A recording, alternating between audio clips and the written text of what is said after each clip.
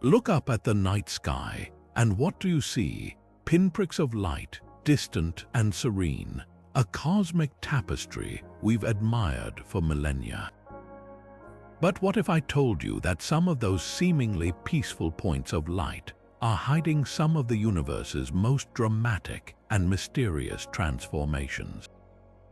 Behind that tranquil facade, stars are dying in spectacular fashion, and in their final breaths, they gift the cosmos with some of its most breathtaking creations, planetary nebulae. These glowing, intricate shells of gas aren't just beautiful, they are the last will and testament of sun-like stars, and they hold secrets that continue to baffle and astonish astronomers. For decades, we thought we understood these celestial wonders, but as our technology improves and our gaze sharpens, we're learning that the truth is far stranger and far more wonderful than we ever imagined. The more we look, the more questions we uncover. Why do some of these nebulae form such perfectly symmetrical shapes, like cosmic butterflies or enormous glowing eyes? How can a spherical star produce a bipolar nebula with intricate, jet-like structures? What mysterious forces are at play in those final, violent moments of a star's life? Each new discovery peels back another layer of this cosmic mystery, revealing a universe that is more creative, more chaotic, and more bewildering than our textbooks ever prepared us for. And that's exactly what we're diving into today. In this video, we'll explore 30 of the strangest, most mind-bending discoveries about planetary nebulae findings that challenge not only what we know about dying stars, but how we understand the very mechanisms that shape our universe. From chemical anomalies that shouldn't exist, to structures that defy the laws of physics, to nebulae that appear to be winking at us from across space, each of these revelations pulls us deeper into a story of cosmic beauty, violence, and mystery. So settle in and open your mind to the wonders waiting in the depths of space. You're about to see the death of stars in a whole new light. Let's begin with a cosmic case of mistaken identity that has stuck around for centuries.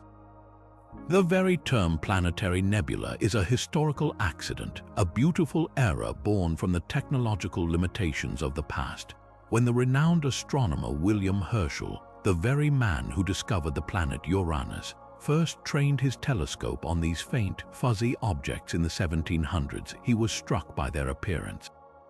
Through the lenses of his time, which were powerful for their day but primitive by today's standards, these glowing orbs didn't look like the pinpoint sharpness of distant stars. Instead, they presented as small, defined disks with a faint greenish hue, a visual profile that reminded Herschel of the recently discovered Uranus as it moved through the heavens. He coined the term planetary nebula precisely because they appeared planet-like in his viewfinder.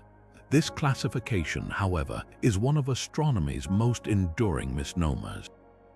We now know these objects have absolutely nothing to do with planets. A planetary nebula is actually the final, magnificent sigh of a dying star, a sun-like star that has exhausted its nuclear fuel and is gently, or sometimes violently, puffing its outer layers into space.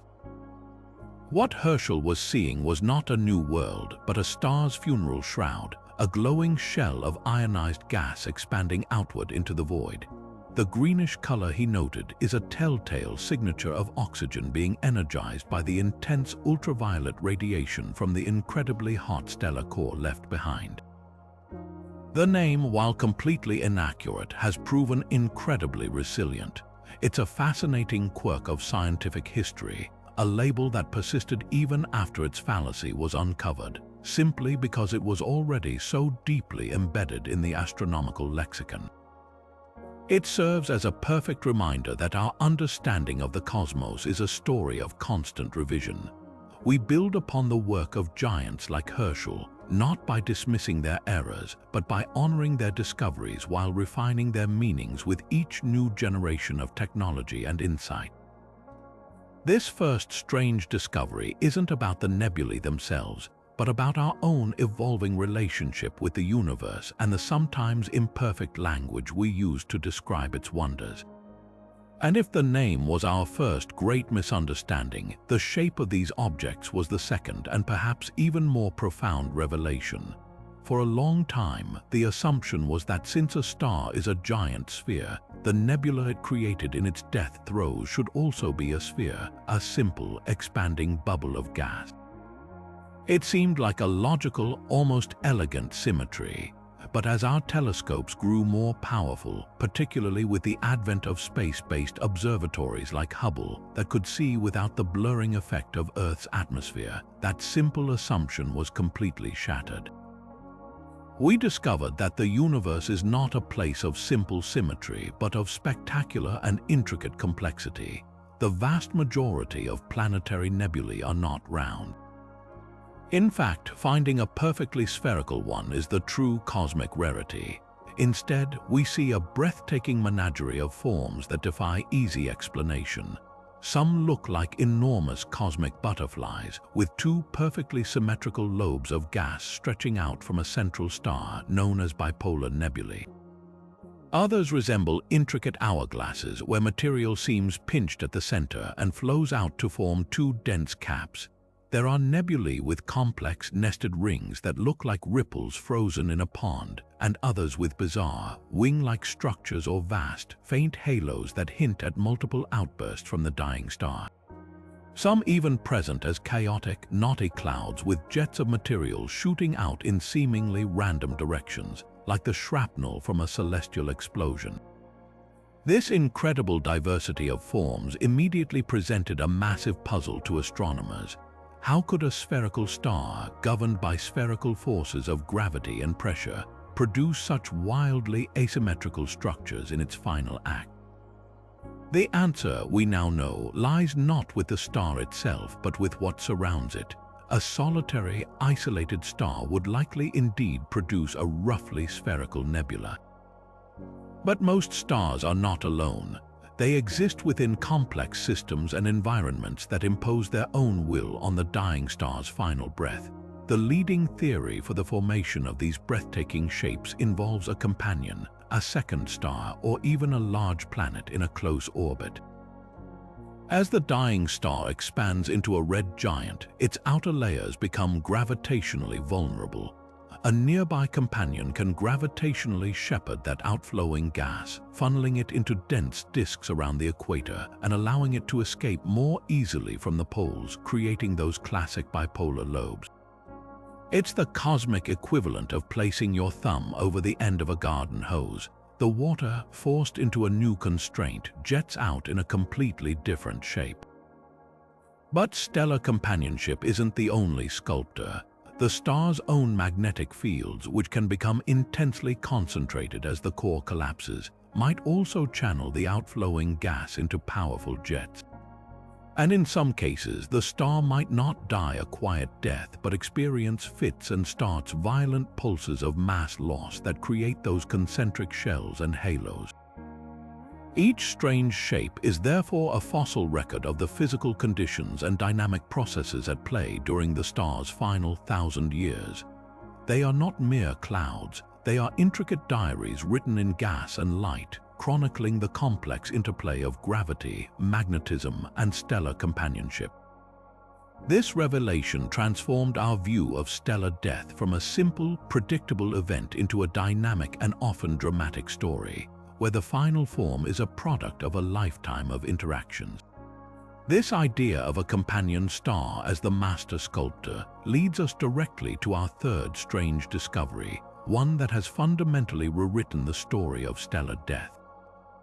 For the longest time, we pictured this process as a solitary, almost lonely event, a single star meeting its end in the vast emptiness of space. But the more we studied those intricate, asymmetrical shapes, the more a new, compelling narrative emerged. The growing consensus among astronomers is that the majority of those breathtakingly complex planetary nebulae are not the work of a single star at all. They are the product of a dynamic relationship, a cosmic dance between two stars locked in a gravitational embrace, a central binary system. Think of it not as a solo performance, but as a dramatic duet where both partners influence the final outcome. The process begins as the more massive star in the pair reaches the end of its life, swelling into a red giant. In a solitary system, this envelope of gas would expand outward in all directions. But with a companion star orbiting nearby, that simple expansion becomes a complex gravitational tug-of-war. The companion star, though smaller, exerts a powerful influence. It can actually begin to gravitationally tug material away from the surface of the giant, pulling it into a dense, spinning disk of gas and dust that surrounds both stars, known as an accretion disk. This disk doesn't just sit there, it acts as a powerful constraint. With this disk now wrapped tightly around the binary system's equator, the dying star's outgoing gas finds its path blocked in that plane. The only direction it can easily escape is out through the poles, above and below this dense disk. This process funnels the material into two powerful, opposing jets, carving out the magnificent bipolar lobes we see in nebulae like the Hourglass Nebula or the spectacular Twin-Jet Nebula. It's a stunningly efficient mechanism for turning a sphere into a butterfly. The companion star essentially provides the guiding hand, the external force that breaks the symmetry and imposes this incredible order on the chaos of stellar death. But the role of binary systems can get even more extreme and violent than simply shaping the outflow.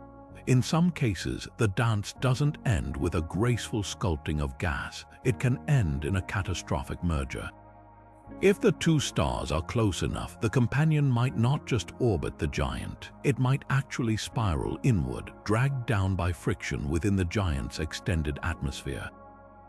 This inward spiral transfers a tremendous amount of energy into the star's outer layers, potentially triggering a massive, sudden, and highly asymmetrical ejection of material.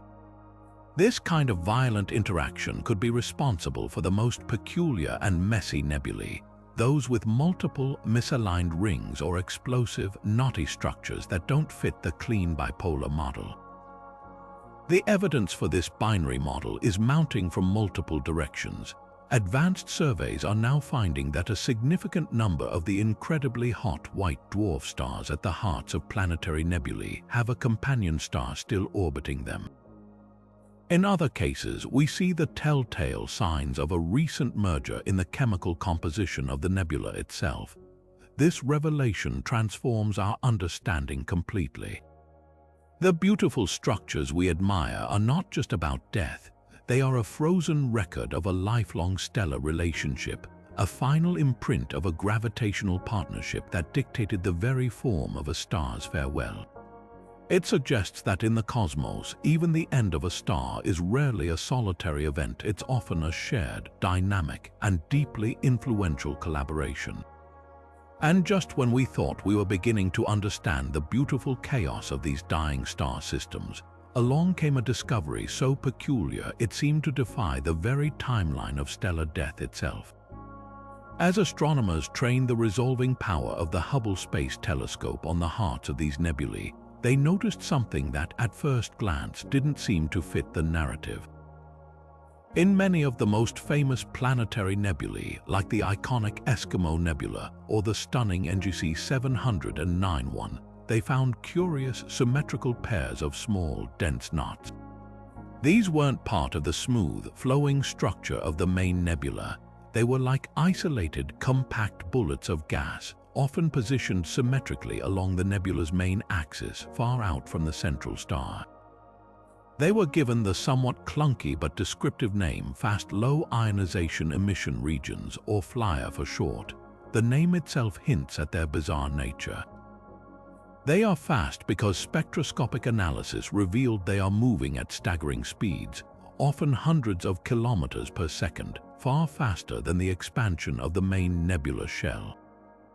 They are low ionization because their chemical signature is different. While the rest of the nebula is highly ionized by the star's intense ultraviolet radiation, these knots are denser and cooler, composed of less ionized material that seems somehow shielded or older. And they are most certainly distinct regions, acting like cosmic anomalies frozen in the act of racing outward. Their existence presents a profound chronological puzzle. The prevailing model suggested a star puffed away its outer layers in a relatively steady, if complex, wind, but flyers tell a story of a much more violent and episodic death. The leading hypothesis suggests these knots were not ejected during the main phase of nebula formation. Instead, they were likely shot out like cannonballs tens of thousands of years before the star began forming the main nebula we see today. Imagine a star long before its final grand performance, sporadically firing off incredibly dense, fast-moving jets of material in perfectly opposite directions. Then, much later, the slower, more massive wind of gas that forms the beautiful nebula balloons outward, eventually catching up to and engulfing these ancient high-speed projectiles. We are essentially seeing the aftermath of two distinct and separate eruptive events, a cosmic double exposure that records a star's violent prelude to its own demise. The mechanism that could possibly accelerate such dense blobs to such incredible speeds remains one of the most active areas of research.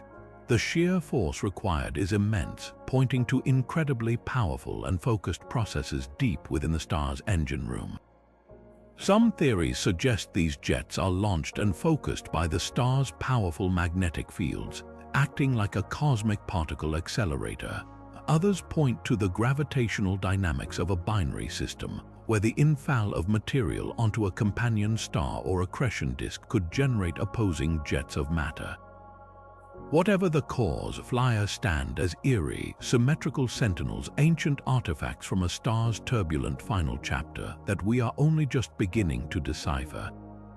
They are a stark reminder that a star's death is not a single event, but a long and complex saga of instability, violence, and incredible force. While we often picture planetary nebulae as finished, static sculptures, the universe also offers us a rare and incredible opportunity to witness their violent birth in real time. This brings us to a truly special class of objects known as water fountain nebulae, which act as a crucial missing link in our understanding. These are not yet full planetary nebulae. They are pre-planetary nebulae, caught in the brief, tumultuous transition phase where a star has stopped being a red giant but hasn't yet become a visible nebula. It is a fleeting cosmic adolescence, and it is far more chaotic than anyone expected. The name water fountain comes from the unique way we detect these objects. The star itself is often shrouded in a thick cocoon of dust, hiding the drama within from optical telescopes, but astronomers can use radio telescopes to listen in. Within these dense envelopes, water molecules are being energized by the central star. This process creates a natural laser-like emission called a maser, specifically a water maser. These masers act like incredibly bright radio beacons, pinpointing the location of the water and allowing us to trace its motion with exquisite precision. And what this motion reveals is nothing short of spectacular. Incredibly fast, narrow jets of material screaming outward from the star. It's like finding the blueprints for a finished cathedral while the construction crews are still actively pouring the foundation and raising the steel beams. In a mature planetary nebula, we see the beautiful, expanded result of these processes, but in a water fountain source, we get to see the machinery itself at work. These jets are astonishingly fast, often moving at speeds well over 200 kilometers per second, and they are highly collimated, meaning they are focused into tight, narrow beams that can stretch for trillions of kilometers into space. This is the sculpting process in its earliest, most violent stage. The presence of these jets so early in the formation process is a huge piece of the puzzle.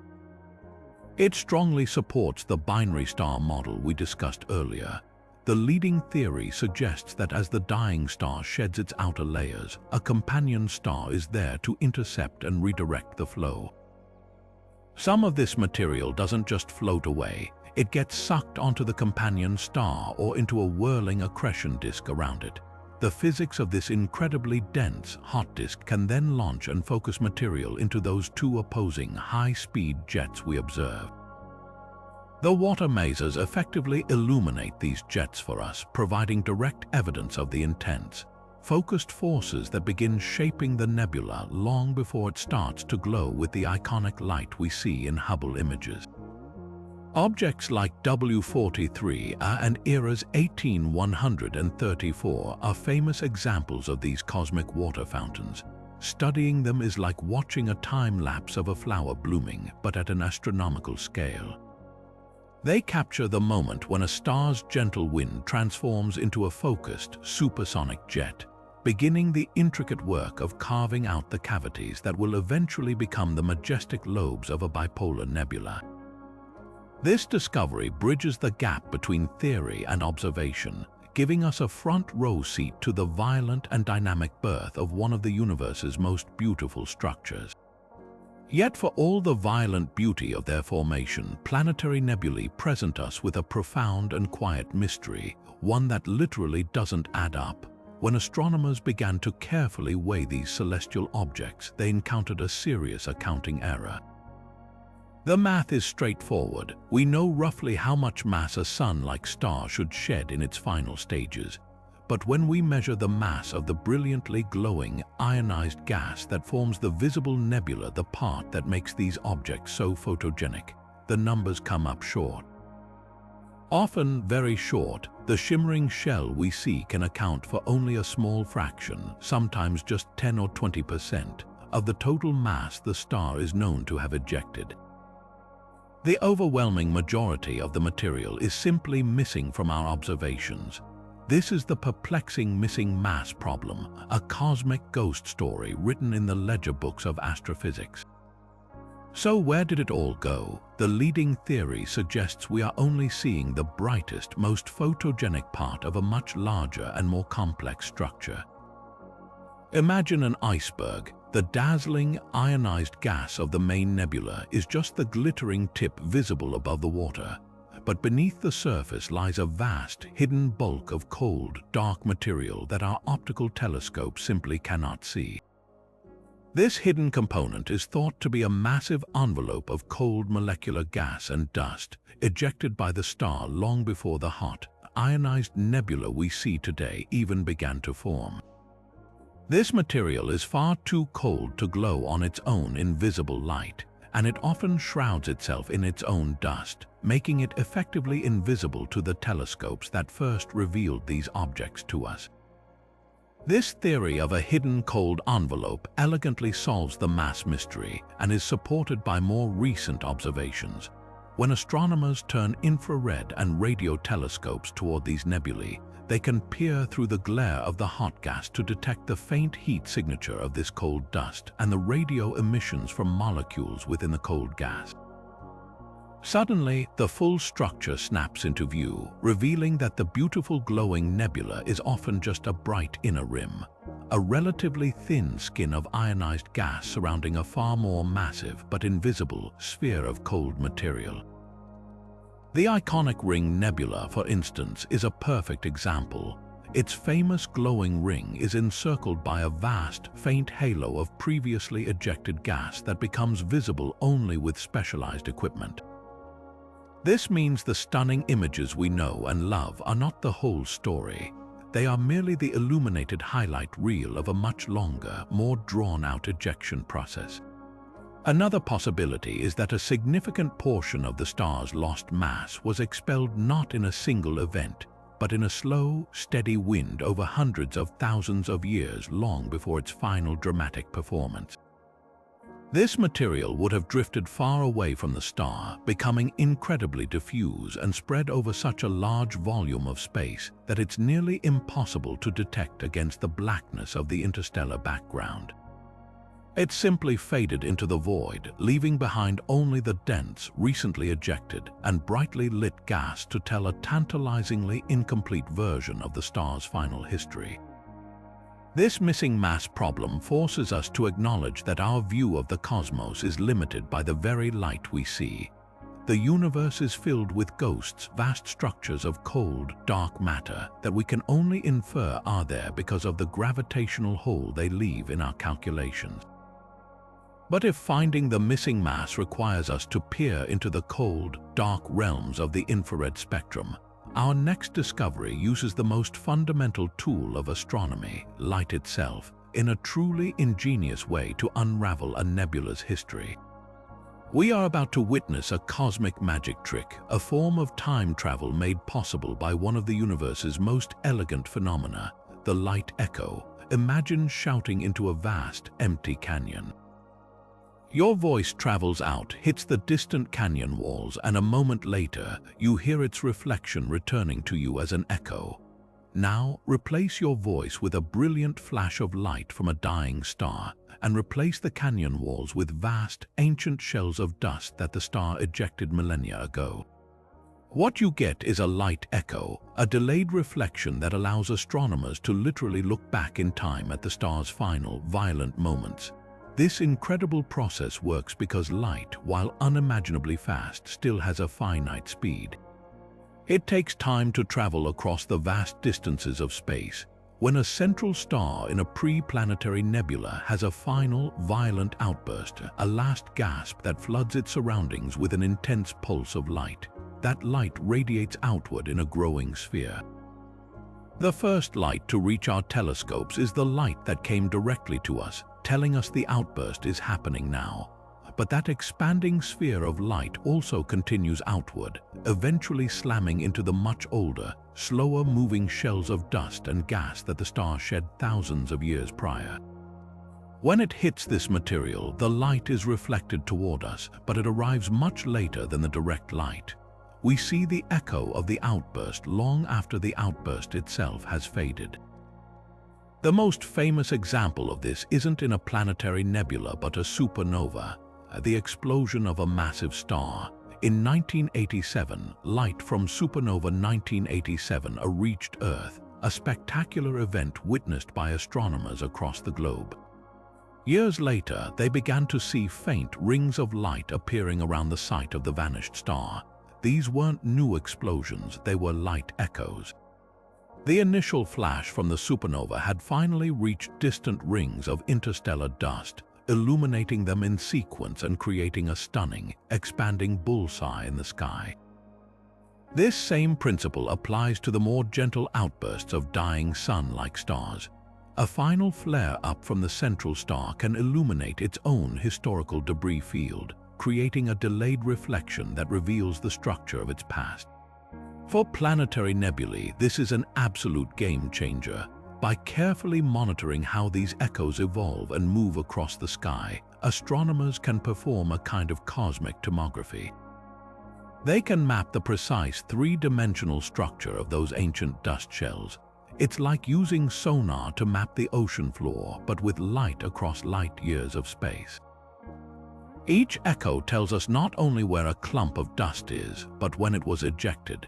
We can see the history of the star's mass loss written in these concentric shells, revealing periods of stability and violent eruption that occurred long before the nebula we see today even began to form. A light echo turns the nebula into a living history book, with each reflective layer representing a different chapter in the star's long and turbulent life. It is one of the most direct and powerful tools we have for unraveling the secret life of a star, allowing us to watch its death throes play out on a delay, as if the universe itself were granting us a replay. This brings us to a discovery that strikes at the very heart of our understanding of how these nebulae shine, a true cosmic conundrum known as the temperature paradox. The mechanism behind a planetary nebula's brilliant glow has always been considered straightforward textbook science. The story goes like this: as a star sheds its outer layers, it leaves behind its incredibly hot, exposed core, which is now a white dwarf. This newly formed white dwarf is a stellar ember with a surface temperature that can soar to 100,000 degrees Kelvin or even higher. It then acts like a cosmic ultraviolet lamp, flooding the surrounding cloud of ejected gas with intense, high-energy radiation. This radiation strips electrons from the atoms in the gas, a process called ionization, and when those electrons eventually reunite with atoms, they release energy in the form of light, causing the entire nebula to fluoresce in those gorgeous, vibrant colors we see. It's a beautiful and elegant process, and for the longest time we had no reason to doubt it. But then, observations began to reveal a puzzling inconsistency.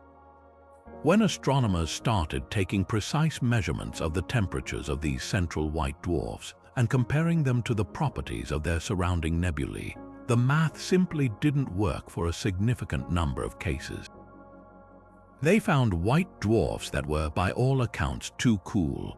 Their surface temperatures, while still scorching hot by any human standard, were calculated to be far too low to produce the amount of ultraviolet radiation required to fully ionize the vast, expansive clouds of gas that were brilliantly glowing around them. It was the cosmic equivalent of trying to light up an entire football stadium with a single flashlight. The energy source was demonstrably insufficient for the task. This created a serious paradox. How could these seemingly lukewarm, at least by stellar standards, white dwarfs be powering such spectacularly luminous objects? This discrepancy forces astronomers to consider two equally fascinating possibilities, each of which would require a significant revision of our models. The first possibility is that our understanding of the white dwarfs themselves is flawed. Perhaps their temperatures have been mismeasured, or our models of how they cool and evolve are incomplete. Maybe the process of ejecting the nebula itself affects the white dwarf's temperature in ways we don't yet fully comprehend. Or perhaps there is a brief, intense phase of heating that occurs right after the nebula is launched that our snapshots in time are missing. This would mean a fundamental part of stellar evolution theory needs a tweak. The second, and perhaps more thrilling, possibility is that another, more violent energy source is doing much of the work. This is where the concept of shock heating comes into play. Instead of a gentle, steady ultraviolet glow doing all the ionization, the process might be turbocharged by colossal sonic booms happening within the nebula itself. Imagine the fast-moving jets and winds we discussed earlier, like those flyers screaming outward at hundreds of kilometers per second.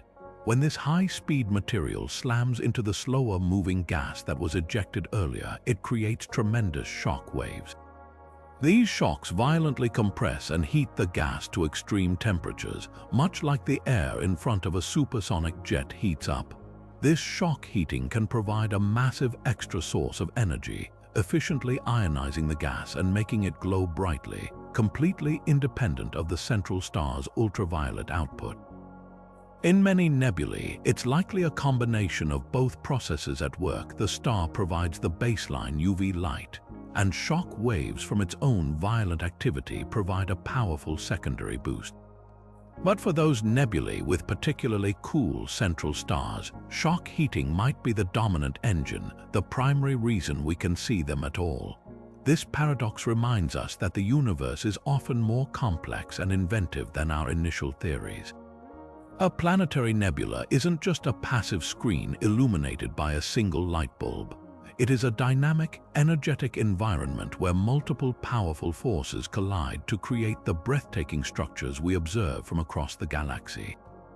And just as we were grappling with the paradoxes of temperature and energy, our next discovery arrived to shake the very foundations of how we define these objects in the first place. We've been talking about the final breaths of Sun-like stars, those with masses roughly 1 to 8 times that of our own Sun. This mass range has long been considered the holy grail for planetary nebula formation. Too small, a star just fades away, and conventional wisdom stated that a star too massive would meet a far more spectacular end, a supernova. But the cosmos, it seems, loves to break its own rules. Enter the superplanetary nebula, a class of objects so immense, so energetic, that they force us to redraw the boundaries of stellar life and death. The traditional story was clear and comforting in its simplicity. A truly massive star, let's say 8 or 10 times the mass of the Sun, lives fast and dies young in a cataclysmic supernova explosion, leaving behind a neutron star or a black hole and scattering its enriched guts across space in a rapidly expanding supernova remnant. Meanwhile, its more modest cousins, the Sun-like stars, have a gentler retirement, patiently puffing away their outer layers to form a relatively small and short-lived planetary nebula. These two death scenarios were thought to be completely separate paths, dictated solely by the star's birth weight. But then, we began finding nebulae that looked for all the world like planetary nebulae, with the same glowing, intricate shells of ionized gas and a hot central star, but on a scale that was utterly staggering. These are not your average planetary nebulae. We're talking about structures that can be several light years across, dwarfing their typical counterparts and rivaling some supernova remnants in sheer size and luminosity. Their central stars are not the expected white dwarfs. They are incredibly luminous blue variables or Wolf-Rayet stars, which are massive, unstable, and hypergiant stars in their own right, known for blowing off tremendous amounts of material in violent outbursts. Finding a classic planetary nebula structure around such a behemoth was like finding a serene, ornamental pond at the base of an actively erupting volcano. It simply didn't compute with our existing stellar models. The existence of these supersized nebulae suggests that the dividing line between a quiet and a violent death is far blurrier than we thought. It appears that under certain specific conditions, even these massive stars can avoid a full-scale supernova detonation. Instead, they might undergo a series of colossal eruptions, shedding so much mass so quickly through extreme stellar winds that they effectively peel themselves down to their cores before the core can collapse.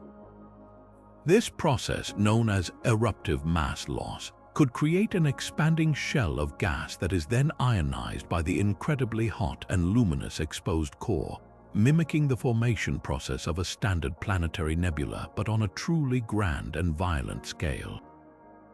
Objects like NGC 6302, often called the Bug Nebula or the Butterfly Nebula, are prime candidates for this new classification. While its central star is a mystery, its immense size and bipolar structure hint at a massive progenitor. Another stunning example is the nebula around the star Eta Carinii, one of the most massive and unstable stars in our galaxy. While not a planetary nebula in the traditional sense yet, its famous homunculus nebula, a vast bipolar cloud of dust and gas ejected in a gigantic 19th century outburst, shows us what the precursor to a superplanetary nebula might look like. It is a dying titan actively sculpting its own funeral shroud. This discovery fundamentally challenges the neat and tidy boxes we've created for stellar evolution. It tells us that mass alone does not dictate a star's fate.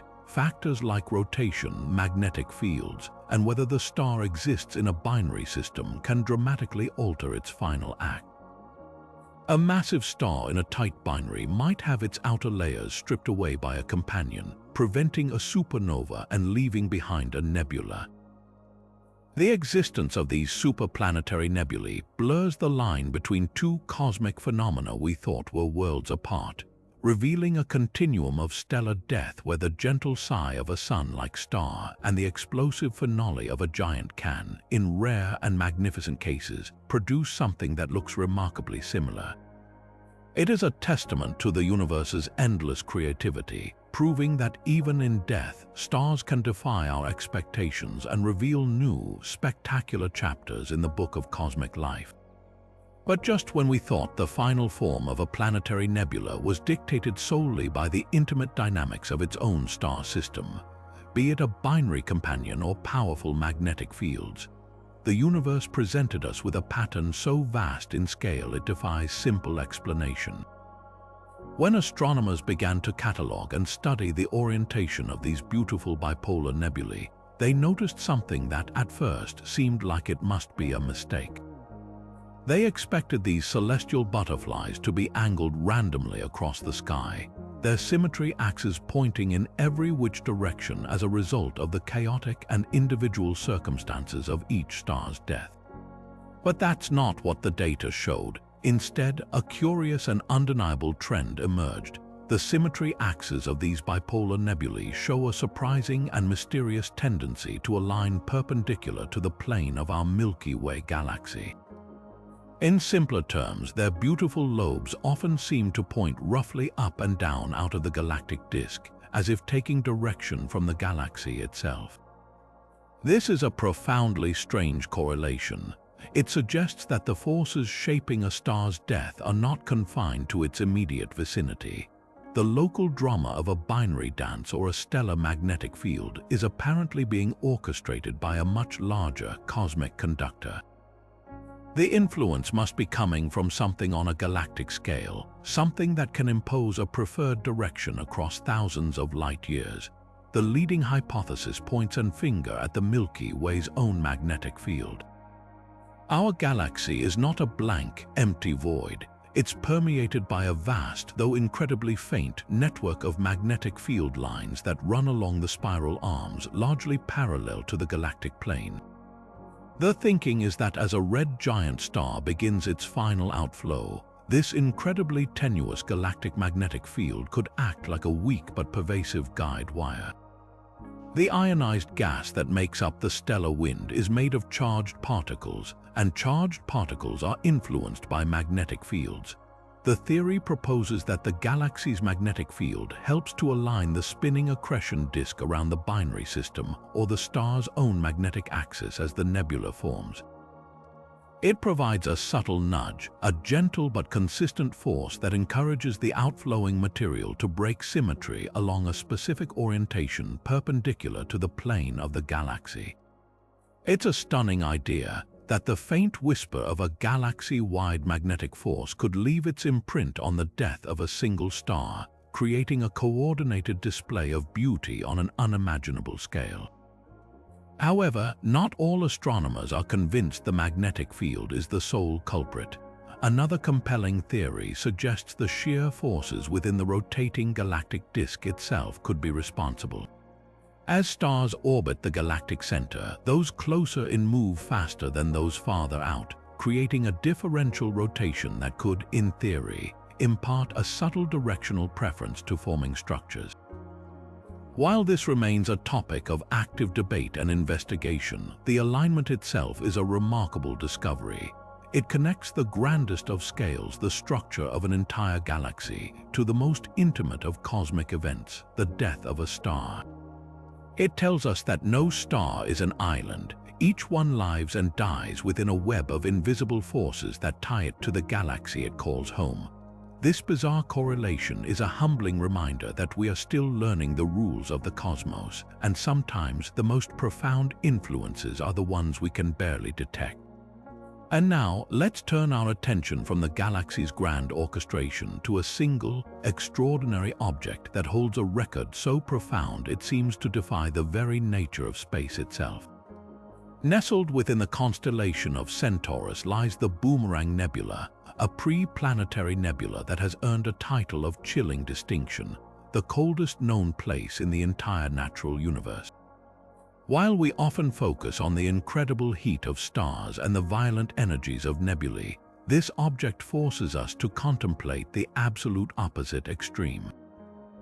It is a cosmic deep freeze, a region of space where the temperature plummets to a mere 1 degree Kelvin above absolute zero. That's minus 457.87 degrees Fahrenheit, a cold so intense it is even lower than the faint, ubiquitous background glow left over from the Big Bang itself. This incredible chill is not what you would expect from a stellar death scene. Normally, the gas in a nebula is heated by the intense ultraviolet radiation from its central star, causing it to glow. But the Boomerang Nebula is in a unique transitional phase. Its central star is an aging red giant that has only very recently begun to shed its outer layers, and the incredibly hot white dwarf that will one day power a brilliant planetary nebula has not yet fully emerged. This means there is no powerful ultraviolet source to heat the gas. Instead, the mechanism at work here is a spectacular and rapid expansion. The star is ejecting its outer atmosphere at a breathtaking speed, around 164 kilometers per second, which is about 10 times faster than a typical stellar wind. This is the key to its frigid nature. The phenomenon can be understood through a simple principle we experience here on Earth, adiabatic cooling. It's the same reason you feel a can of compressed air get cold when you spray it. When a gas expands very rapidly into a vacuum, like the near emptiness of space, it does work to push outward, and that work requires energy.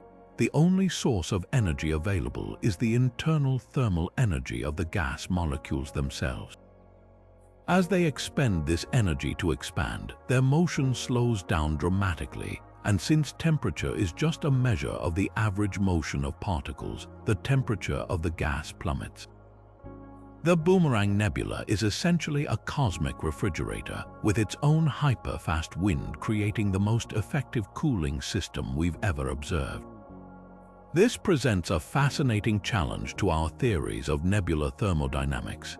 Models suggested that such rapid expansion and intense cooling should actually be hampered by the gas interacting with and being warmed by the interstellar medium, the thin soup of particles that exists between stars. Yet the Boomerang's gas remains stubbornly, record-breakingly cold. This indicates that its expansion is not only incredibly fast but also incredibly efficient, perhaps because the wind is unusually dense and cold to begin with, forming a protective barrier that minimizes external heating. It's a perfect and fleeting natural laboratory, showing us the outer limits of how cold and how fast a star's material can be ejected. The nebula won't stay this cold forever. As it evolves and the central star heats up, it will eventually ignite into a more traditional glowing planetary nebula. But for now, it offers us a priceless snapshot of the brief, hyper-cold phase that may precede the brilliant final act for many sun-like stars, a silent, frozen prelude to a fiery cosmic finale. Yet for all their grandeur and mystery, perhaps the most profound discovery about planetary nebulae brings the cosmic story directly back to us, connecting the death of distant stars to the very building blocks of life here on Earth. In a groundbreaking finding that stunned the astrobiology community, astronomers using the powerful Stratospheric Observatory for Infrared Astronomy, or SOFIA, made an incredible detection within the chaotic heart of the young planetary nebula NGC 7027. They found the clear and unmistakable fingerprint of phosphorus, an element that is absolutely fundamental to life as we know it.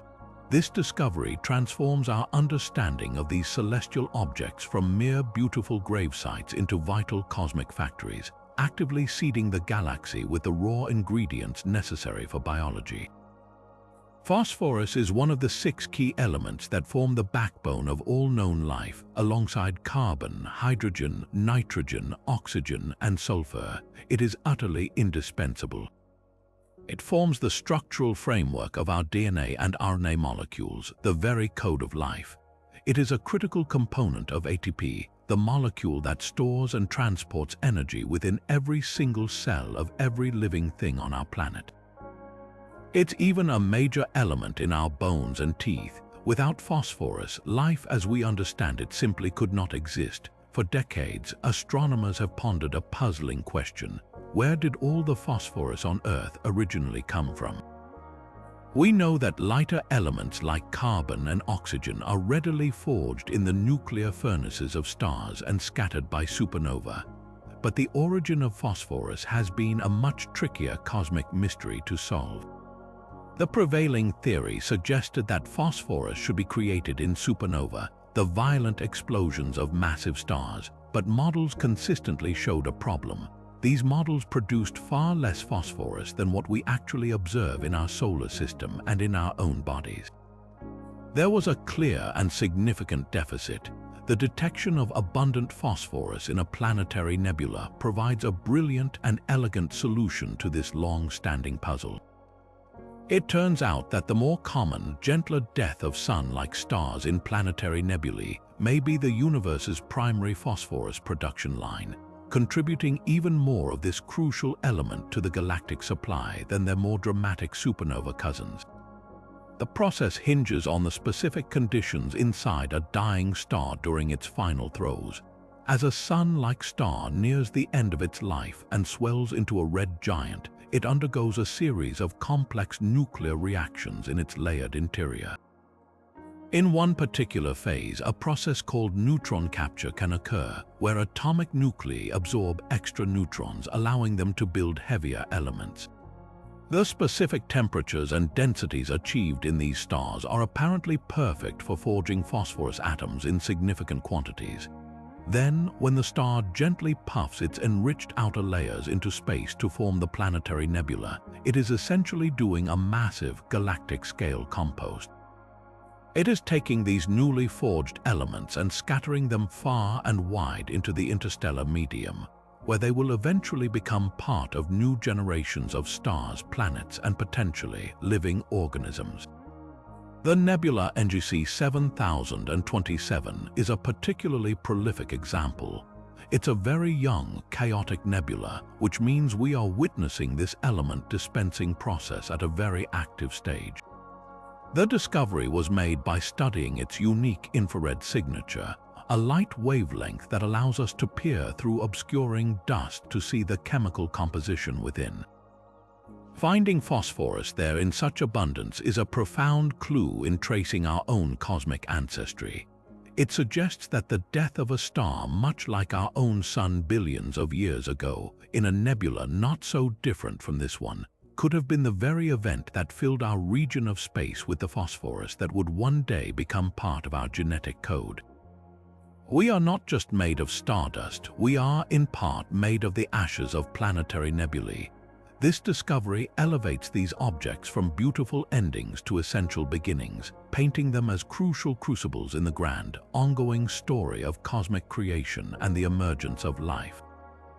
Yet for all the grand influences of galactic currents and the intimate dances of binary stars, there is another, more subtle force at work in the final shaping of a planetary nebula, one that was largely overlooked for decades but is now understood to be a master sculptor in its own right: powerful magnetic fields. We've long known that magnetism plays a role in our own sun's activity, driving sunspots and solar flares, but the idea that a dying star's magnetic field could reach out and shape its entire nebula was a radical one.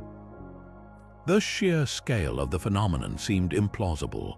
How could a magnetic field generated deep within a star possibly maintain its influence over trillions of kilometers of expanding gas? The answer, it turns out, lies in the incredible focusing power of magnetism, a force that can create order out of chaos. The principle is similar to what happens when you sprinkle iron filings around a bar magnet. The filings don't scatter randomly, they align themselves neatly along the invisible lines of the magnetic field, tracing out its structure with perfect fidelity.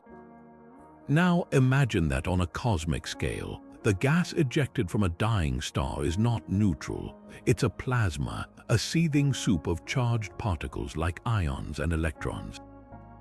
And just like those iron filings, charged particles are compelled to follow magnetic field lines. This is the key. As the star sheds its atmosphere, it doesn't just cast it off randomly. Its own built-in magnetic field is frozen into this outflowing plasma, and it travels outward with the gas, maintaining its influence over astonishing distances. This magnetic scaffolding provides the perfect mechanism to solve one of the biggest puzzles we discussed earlier: the creation of those incredibly narrow, focused jets. How can a star produce a jet that stays perfectly collimated, that is, remains a tight, coherent beam, over distances of light years without spreading out and dissipating into a vague cloud? The magnetic field acts as a constricting tube, a kind of invisible barrel that channels the ionized gas and keeps it focused. The field lines themselves are twisted and amplified by the rapid rotation of the star's core, and this process can launch and guide bipolar jets with tremendous precision, carving out the intricate lobes of a bipolar nebula with the accuracy of a cosmic laser cutter. For a long time, this was a compelling theory, but direct evidence was elusive. How do you observe an invisible magnetic field light years away? The breakthrough came with a clever technique using polarized light. As light travels through space, it can become polarized if it scatters off of dust grains that are themselves aligned by a magnetic field. By using specialized instruments on radio and infrared telescopes, astronomers can measure this polarization, effectively allowing them to map the magnetic field structure within the nebula itself. And when they did, the results were stunning. Observations of nebulae like the iconic NGC 6302, the Butterfly Nebula, have revealed clear, organized magnetic field structures exactly where the theories predicted they should be. The field lines are not chaotic. They are often aligned along the spectacular bipolar jets and the dense waste of the nebula, providing a physical framework that supports and shapes the entire glowing structure. It's as if we've been looking at a magnificent sand sculpture for years and have only just discovered the hidden wireframe that gives it its form. This magnetic blueprint explains the incredible symmetry and fine detail we see in so many of these objects. The field provides the order and discipline to the otherwise chaotic process of stellar death. This discovery elevates magnetism from a minor player to a fundamental architect of cosmic beauty. It works in concert with the other forces we've discussed: the gravitational pull of a binary companion, the galaxy's own vast magnetic whisper. It is the invisible hand that guides the paintbrush, ensuring that the star's final masterpiece is not a formless splash but a work of intricate, structured art. The realization that such an intangible force can leave such a permanent and visible imprint on the cosmos is a powerful reminder that the universe is governed by a set of rules where even the most unseen energies can shape the most breathtaking vistas. While the intricate dance of binary companions and the whisper of galactic currents set the stage, the true performance of a planetary nebula is one of raw, unfiltered power, and perhaps no object in the sky demonstrates this more spectacularly than the Butterfly Nebula. Catalogued as NGC 6302, this is not a gentle cosmic flower. It is a stellar battlefield, a tempest of incandescent gas where the forces of creation and destruction collide on an epic scale. Its famous wings, which stretch for an astonishing 3 light-years from tip to tip, are not simply painted on the canvas of space. They are a seething, violent plasma inferno, heated to temperatures that defy comprehension, soaring to over 20,000 degrees Kelvin. To put that in perspective, that's more than 3 times hotter than the surface of our own sun. This isn't the gentle fluorescence of gas lit by an ultraviolet bulb. This is the blinding white-hot glare of material that has been violently shocked and accelerated to unbelievable speeds. The story of these extreme wings begins at the nebula's hidden heart. For a long time, the central star of the Butterfly Nebula was itself a mystery, shrouded in a thick, dusty torus that blocked its direct view. But advanced observations, particularly from the Hubble Space Telescope, finally pierced the veil to reveal one of the hottest stellar corpses ever discovered, a white dwarf with a surface temperature estimated to be a staggering 250,000 degrees Celsius, making it a contender for the hottest known object of its kind in our galaxy. This stellar powerhouse is the engine of the chaos, but its incredible ultraviolet radiation alone isn't responsible for the intense heat in the wings.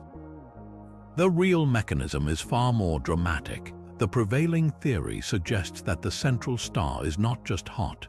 BUT Chinese letter is also expelling material in an incredibly fast, focused stellar wind. This wind, screaming outward at speeds approaching 2 million miles per hour, doesn't travel unimpeded. It slams headlong into clouds of slower-moving gas that were ejected by the star in an earlier, calmer phase of its death. The collision is catastrophic, generating immense shock waves that ripple through the nebula. It is these shock waves that do the real heating, acting like continuous, cosmic-scale sonic booms that compress and energize the gas to those extreme temperatures.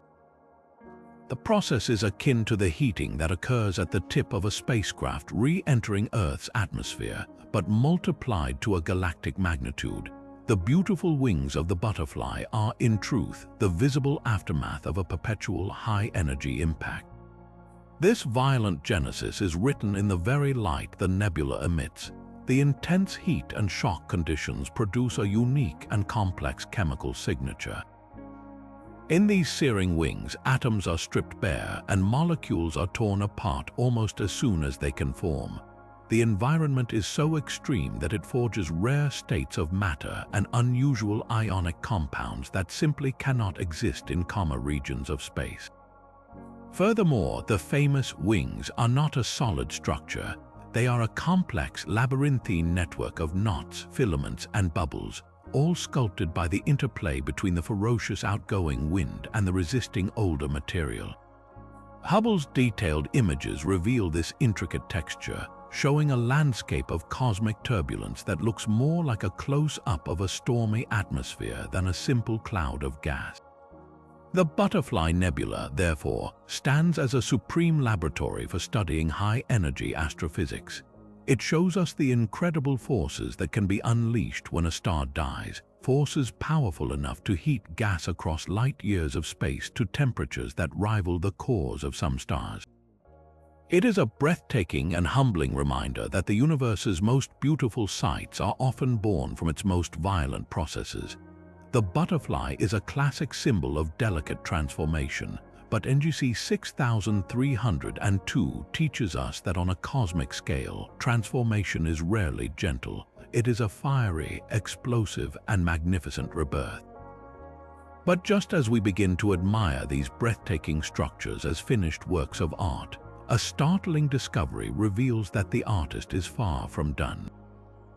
We've been picturing the central white dwarf star as a steady, unwavering beacon, a reliable ultraviolet lamp that consistently illuminates its surrounding nebula. But the universe, it seems, abhors constancy. Astronomers have found that a significant number of these central stars are not stable at all. They are variable stars, prone to dramatic and unpredictable changes in brightness that send ripples of transformation throughout their entire nebula, turning these seemingly permanent sculptures into dynamic and evolving entities. This variability comes in several forms, each with its own dramatic effect. Some central stars are pulsating variables, rhythmically expanding and contracting like a cosmic heartbeat. As they pulse, their surface area changes, causing their temperature and brightness to fluctuate in a regular cycle. This has a direct and immediate impact on the nebula. When the star pulses brighter, it floods the nebula with more intense ultraviolet radiation, causing the gas to glow more fiercely and even pushing the ionization front, the boundary between ionized and neutral gas, further outward.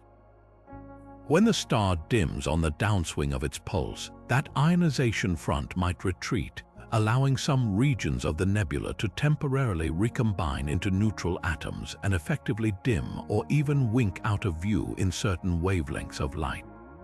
It's as if someone is slowly turning a dimmer switch up and down on the entire nebula, its very appearance pulsing in time with its star's final breaths.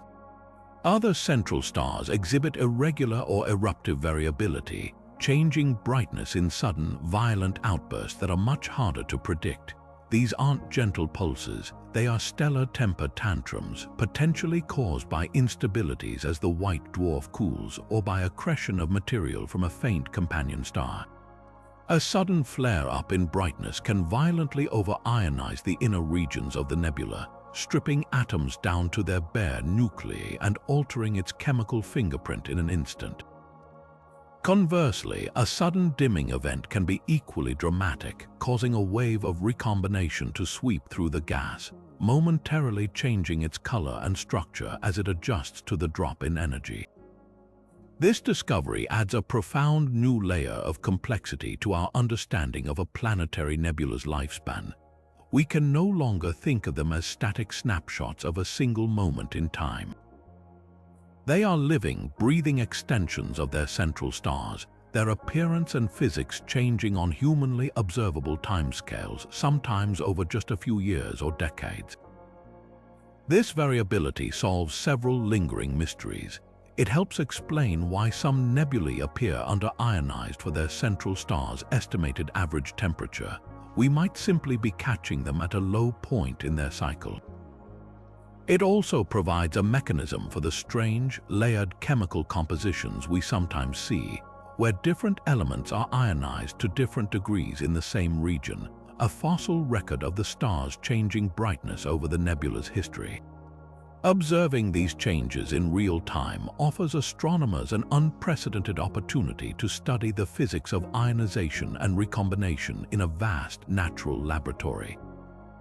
By monitoring how the nebula responds to its star's fluctuations, we can precisely measure densities, temperatures, and chemical abundances within the gas. It turns the entire system into a dynamic feedback loop where the star dictates the conditions and the nebula responds in kind, its shifting glow providing a continuous commentary on the activity of its creator. This revelation shatters the illusion of celestial permanence, showing us that even in death, a star's story is one of constant change and turbulent energy, its final masterpiece forever evolving under its unpredictable touch. Now, as if the universe hadn't already provided enough wonders, we come to a discovery that transforms a nebula from a single beautiful object into a countless multitude of tiny, independent worlds. If you were to fly a spaceship into the heart of the Helix Nebula, one of the closest and largest planetary nebulae to Earth, you wouldn't just find a diffuse cloud of gas. You would find yourself navigating an incomprehensible labyrinth, a forest of countless strange tadpole-shaped structures, each one a self-contained universe of its own. These are the famous cometary knots of the Helix, and they represent one of the most bizarre and fertile environments we've ever discovered in space. From a distance, the Helix looks like a simple, giant eye staring back at us from space, but the Hubble Space Telescope's sharp vision revealed that this eye is not smooth. Its interior is packed with thousands of these mysterious knots. Each one is a colossal globule of dense gas and dust, so thick and compact that it can somehow survive the intense, destructive ultraviolet radiation blazing from the nebula's central white dwarf star.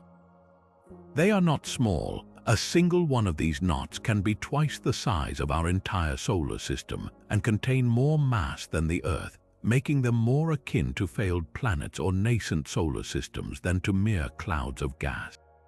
Their iconic cometary appearance comes from a dramatic pressure imbalance. The side of the knot facing the central star is brutally bombarded by its intense stellar wind and radiation. This radiation heats and evaporates the surface material, blowing it away from the knot and sculpting it into a long, brilliantly glowing tail that streams directly away from the star, much like the tail of a comet streaming away from the sun. The result is a truly breathtaking sight. Thousands of these cosmic tadpoles, all with their heads pointed toward their parent star and their luminous tails stretching out behind them in a radial pattern, filling the entire nebula like a school of fish frozen in time.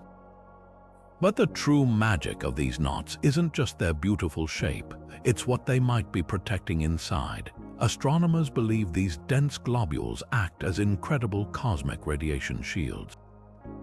Their thick, dusty interiors are so dense that they create a protective shadow, a cool, dark sanctuary within one of the most violently hostile environments imaginable. Behind the blistering, evaporating head of the knot, deep within its tail, conditions might be calm, cold, and dense enough for something miraculous to happen. The formation of new molecules and perhaps one day even new planets. This presents a staggering possibility. The death of a star might not be an end, but a beginning on an entirely different scale.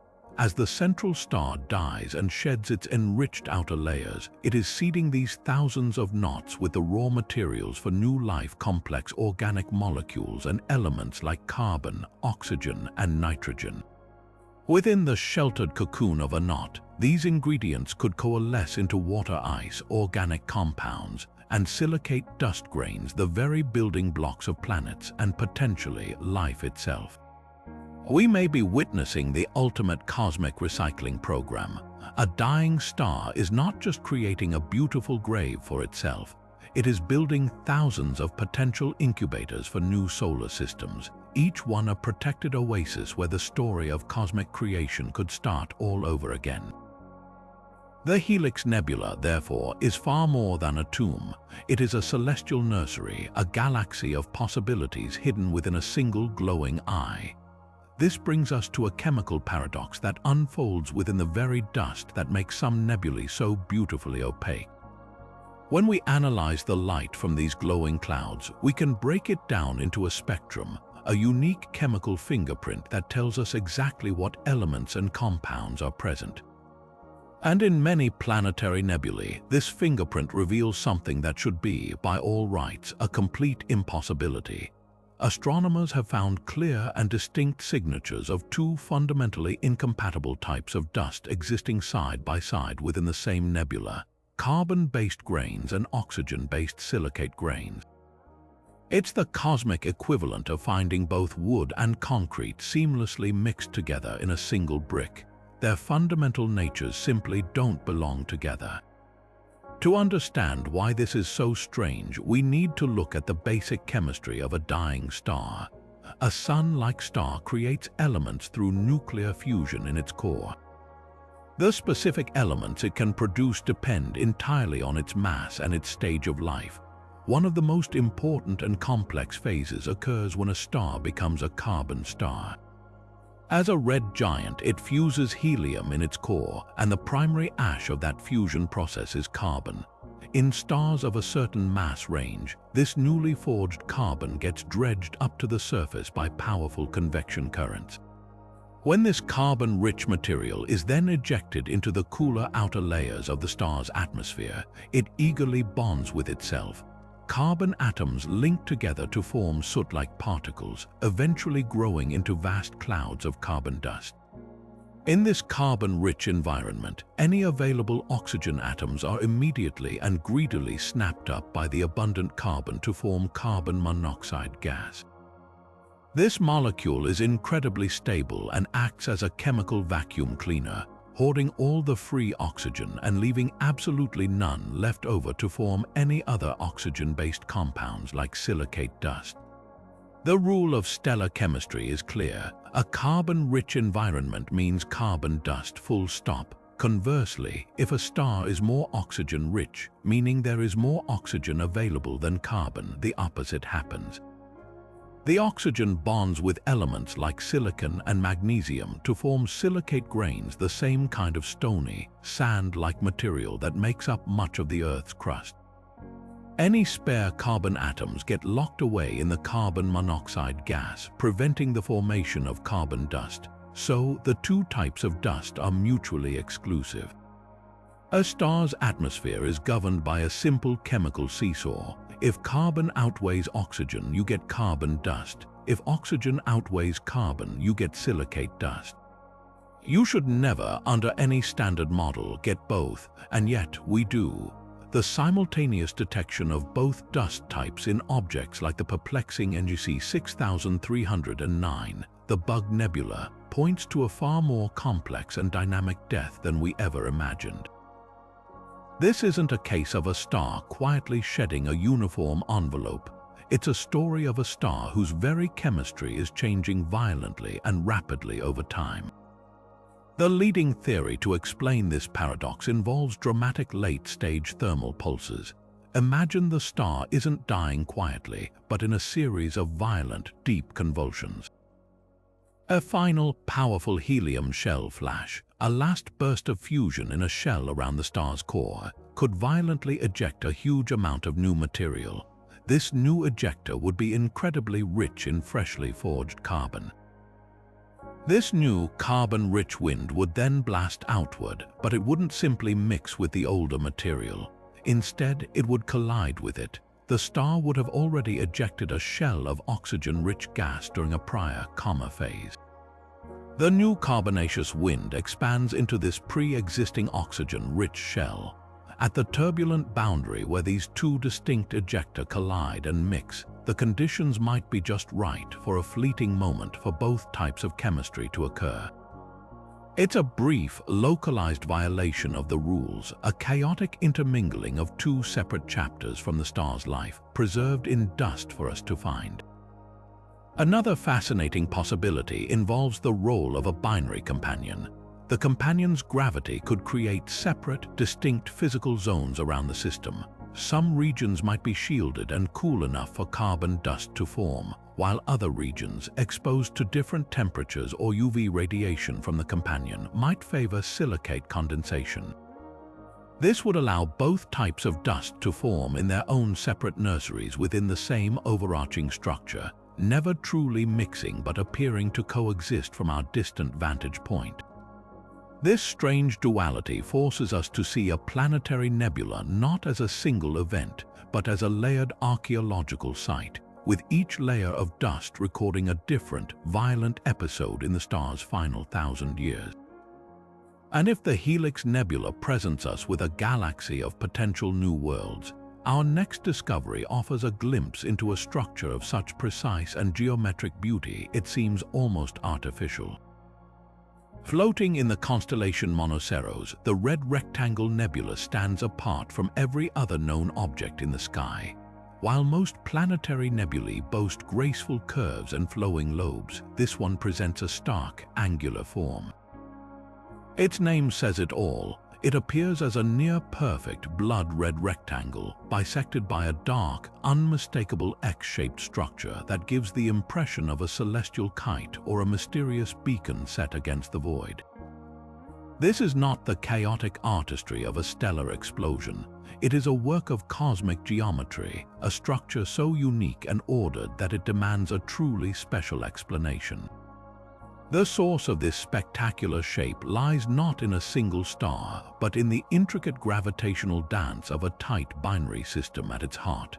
The central engine is a pair of stars so close they orbit each other in a period of only about 10 months. One of these stars has already passed through its red giant phase and is now shedding its outer layers. But in a binary system this tight, the material it ejects cannot simply expand outward in a sphere. Instead, it gets caught in the gravitational tug of war between the two stars, funneled into a dense disk of gas and dust that encircles the binary pair, a flat plane known as an excretion disk. This disk is the key to the rectangle. We are viewing it almost perfectly edge-on, so it appears as a long, dark band cutting across the center of the nebula, creating the horizontal bar of the X. But a flat disk alone doesn't create the full, dramatic X shape. The final, crucial ingredient is precession. Imagine a spinning top as it begins to wind down. Its axis of rotation doesn't stay perfectly upright but slowly wobbles in a circle. This wobbling motion is called precession. In the red rectangle, astronomers believe the same thing is happening to the dense accretion disk. The gravitational pull of the companion star causes the disk to wobble or precess over time. Now imagine that this precessing disk is also the source of two narrow, opposing jets of material being shot out from its poles. As the disk wobbles, the direction of these jets also wobbles, tracing out a double conical path in space rather than firing in a straight, unwavering line. Over centuries, this precessing jet has painted the surrounding gas with its motion. Because we are viewing the system edge-on, we see the projection of these two cones onto the sky. The rims of the cones, where the gas is brightest, form the four sides of the iconic rectangle, and the dark X that seems to stitch it all together. That is the shadow of the dense, dusty disk itself, the central engine that directs the entire performance. The result is a series of concentric, square-like ripples expanding outward, a frozen record of the jet's slow, precessing dance over thousands of years. It is a celestial spirograph etched onto the cosmos by the rhythmic wobble of a binary star's disk. The intense red color, which is unusually deep and saturated for a nebula, comes from a rare type of carbon-rich molecules known as polycyclic aromatic hydrocarbons, or PAH. These complex organic compounds fluoresce with a strong red glow when bombarded by ultraviolet light from the hot central stars. The fact that they are so abundant here is another clue to the nebula's unique nature, suggesting the chemistry within this precessing, disk-dominated environment is perfect for forging these large, complex molecules. The red rectangle is more than just a pretty shape. It is a dynamic laboratory showing us how the precise mechanics of a binary star's dance can impose an almost mathematical order on the chaos of death, creating one of the most unmistakable and enigmatic structures in our galaxy. Yet for all the intricate dances and symbiotic relationships we've witnessed, sometimes the stellar partnership doesn't end with a graceful duet, it ends with a catastrophic divorce.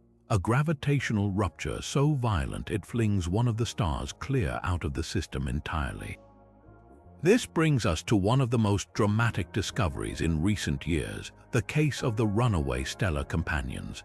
For a long time, the symmetrical beauty of many nebulae served as the primary evidence for the binary star model, a testament to a stable, ongoing partnership. But what happens when that partnership shatters? The answer lies in the high-speed motion of certain central stars, a clue that points to a past event of incredible violence. The Hubble Space Telescope, with its unparalleled precision for measuring stellar motions, has provided the key evidence. Astronomers have identified several planetary nebulae where the central white dwarf star is not sitting serenely at the heart of its creation. Instead, it is hurtling through space at a significant fraction of the speed of light, on a trajectory that clearly shows it is fleeing the scene of the nebula itself. This isn't a gentle drift, it's a stellar sprint. The most famous example is the central star of the Planetary Nebula PNG 094.2 plus 06.3, a name that belies its dramatic story. Hubble's measurements showed this white dwarf is moving through its nebula at a blistering speed of over 130,000 kilometers per hour. It's not moving in a way that suggests a slow orbital dance, it's moving like a bullet fired from a gun. This high velocity is the unmistakable signature of a dynamic three-body interaction that went terribly wrong. The most plausible explanation is that the dying star was originally part of a tight triple-star system. As the primary star swelled into a red giant, its complex gravitational embrace with two companions became unstable. In a scenario known as the gravitational slingshot effect, the tight orbital dance between the three stars could have transferred a massive amount of kinetic energy to one of them. The physics is similar to how we use a planet's gravity to accelerate a space probe, but on a stellar scale with far more power. One star gets catapulted inward, while the other is flung outward at an incredible speed, ejected from the system entirely and condemned to wander the galaxy alone. In the case of these runaway central stars, we are likely seeing the aftermath of the inward slingshot. The star that was hurled inward would have plunged deep into the envelope of the red giant star. This catastrophic merger would have triggered a massive, highly asymmetrical ejection of material, violently disrupting the formation of a symmetrical nebula and potentially explaining some of the more messy and irregular shapes we observe. The partner star, now a solitary white dwarf, is left with all the momentum from that event, speeding away from the chaotic cloud it helped create. The nebula we see is therefore not a carefully sculpted masterpiece, but the shrapnel and debris from a stellar-scale explosion caused by a gravitational breakup of epic proportions. This discovery adds a thrilling new layer of tragedy and violence to the narrative of stellar death. It shows that the binary interactions we've discussed aren't always stable or peaceful. They can be destructive, culminating in a stellar ejection that leaves a single, speedy remnant as the only clue to a lost partnership. It transforms our view of these central stars from passive icons to active participants in their own dramatic histories, some of them carrying the momentum of a catastrophic breakup as they speed forever through the void. Their beautiful, lopsided nebula a permanent monument to the day their relationship ended in a violent cosmic escape. But for a structure that truly captures the breathtaking complexity a binary system can create, we need to journey to the southern skies and behold one of the most intricate and puzzling objects ever discovered, the Southern Crab Nebula. Officially designated He 2-104, this nebula is a masterpiece of cosmic architecture, a structure so perfectly and impossibly symmetrical it looks like a piece of celestial jewelry. At first glance, it presents a classic hourglass shape, but deeper observation reveals its true secret. It is not one hourglass, but two, one nestled perfectly inside the other like a set of Russian dolls. This nested structure is a clear and stunning record of not one, but two distinct eruptive events, separated by time but united by the same incredible gravitational choreography. The engine behind this double sculpture is a specific and volatile type of binary system known as a symbiotic star. This is not a pairing of two similar stars, it's a stellar odd couple with wildly different personalities. On one side, you have a bloated, cool red giant star, lazily puffing out a slow, dense wind of its own atmosphere. Its partner is the complete opposite, a tiny, incredibly dense and scorching hot white dwarf, the exposed core of a long-dead star. They are locked in a gravitational embrace, and their interaction is anything but peaceful. The white dwarf's intense gravity acts like a cosmic vacuum, relentlessly pulling material, primarily hydrogen, away from the extended atmosphere of its giant companion. This stolen material doesn't just fall directly onto the white dwarf. Instead, it forms a whirling, incredibly hot disk of gas around it, an accretion disk that acts as the power plant for the entire system.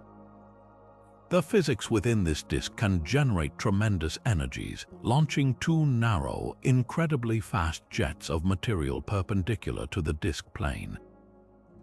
These jets are the master sculptor's tools, boring through the surrounding cloud of slower-moving gas from the red giant and carving out the beautiful bipolar cavities we see. The initial, larger hourglass is believed to be the remnant of a major outburst that occurred over 1,000 years ago, a violent episode where the system ejected a massive shell of material. The smaller, more recently formed inner hourglass was created by a subsequent, more recent outburst, where a new set of jets shot out, carving a new path within the confines of the older, larger structure. We are essentially looking at a cosmic fossil record of stellar activity. The larger outer hourglass is an ancient relic, while the smaller, brighter inner structure shows us the system's more recent violent past. This episodic creation suggests that the interaction between these two stars is not a steady process, but one of building tension and explosive release. The white dwarf periodically gorges itself on stolen material until it reaches a critical point, triggering a thermonuclear eruption on its surface that blasts material away and powers a new pair of jets, which then sculpt the next chapter of the nebula's expansion. The Southern Crab Nebula is therefore a time capsule, its nested layers preserving the history of its own violent formation across centuries, all guided by the relentless and destructive dance of two profoundly different stars. And as if the nested geometry of the Southern Crab Nebula wasn't proof enough of the universe's artistic flair, our next discovery reveals a structure so iconic and instantly recognizable it seems pulled from the realm of myth. Gazing toward the constellation Aquarius, we find NGC 7293, the Helix Nebula, but most know it by its far more evocative nickname, the Eye of Sauron. The resemblance is nothing short of uncanny. A dark, circular pupil sits at the center, surrounded by a shimmering, greenish-blue iris of glowing gas, all wreathed in a faint, reddish outer halo.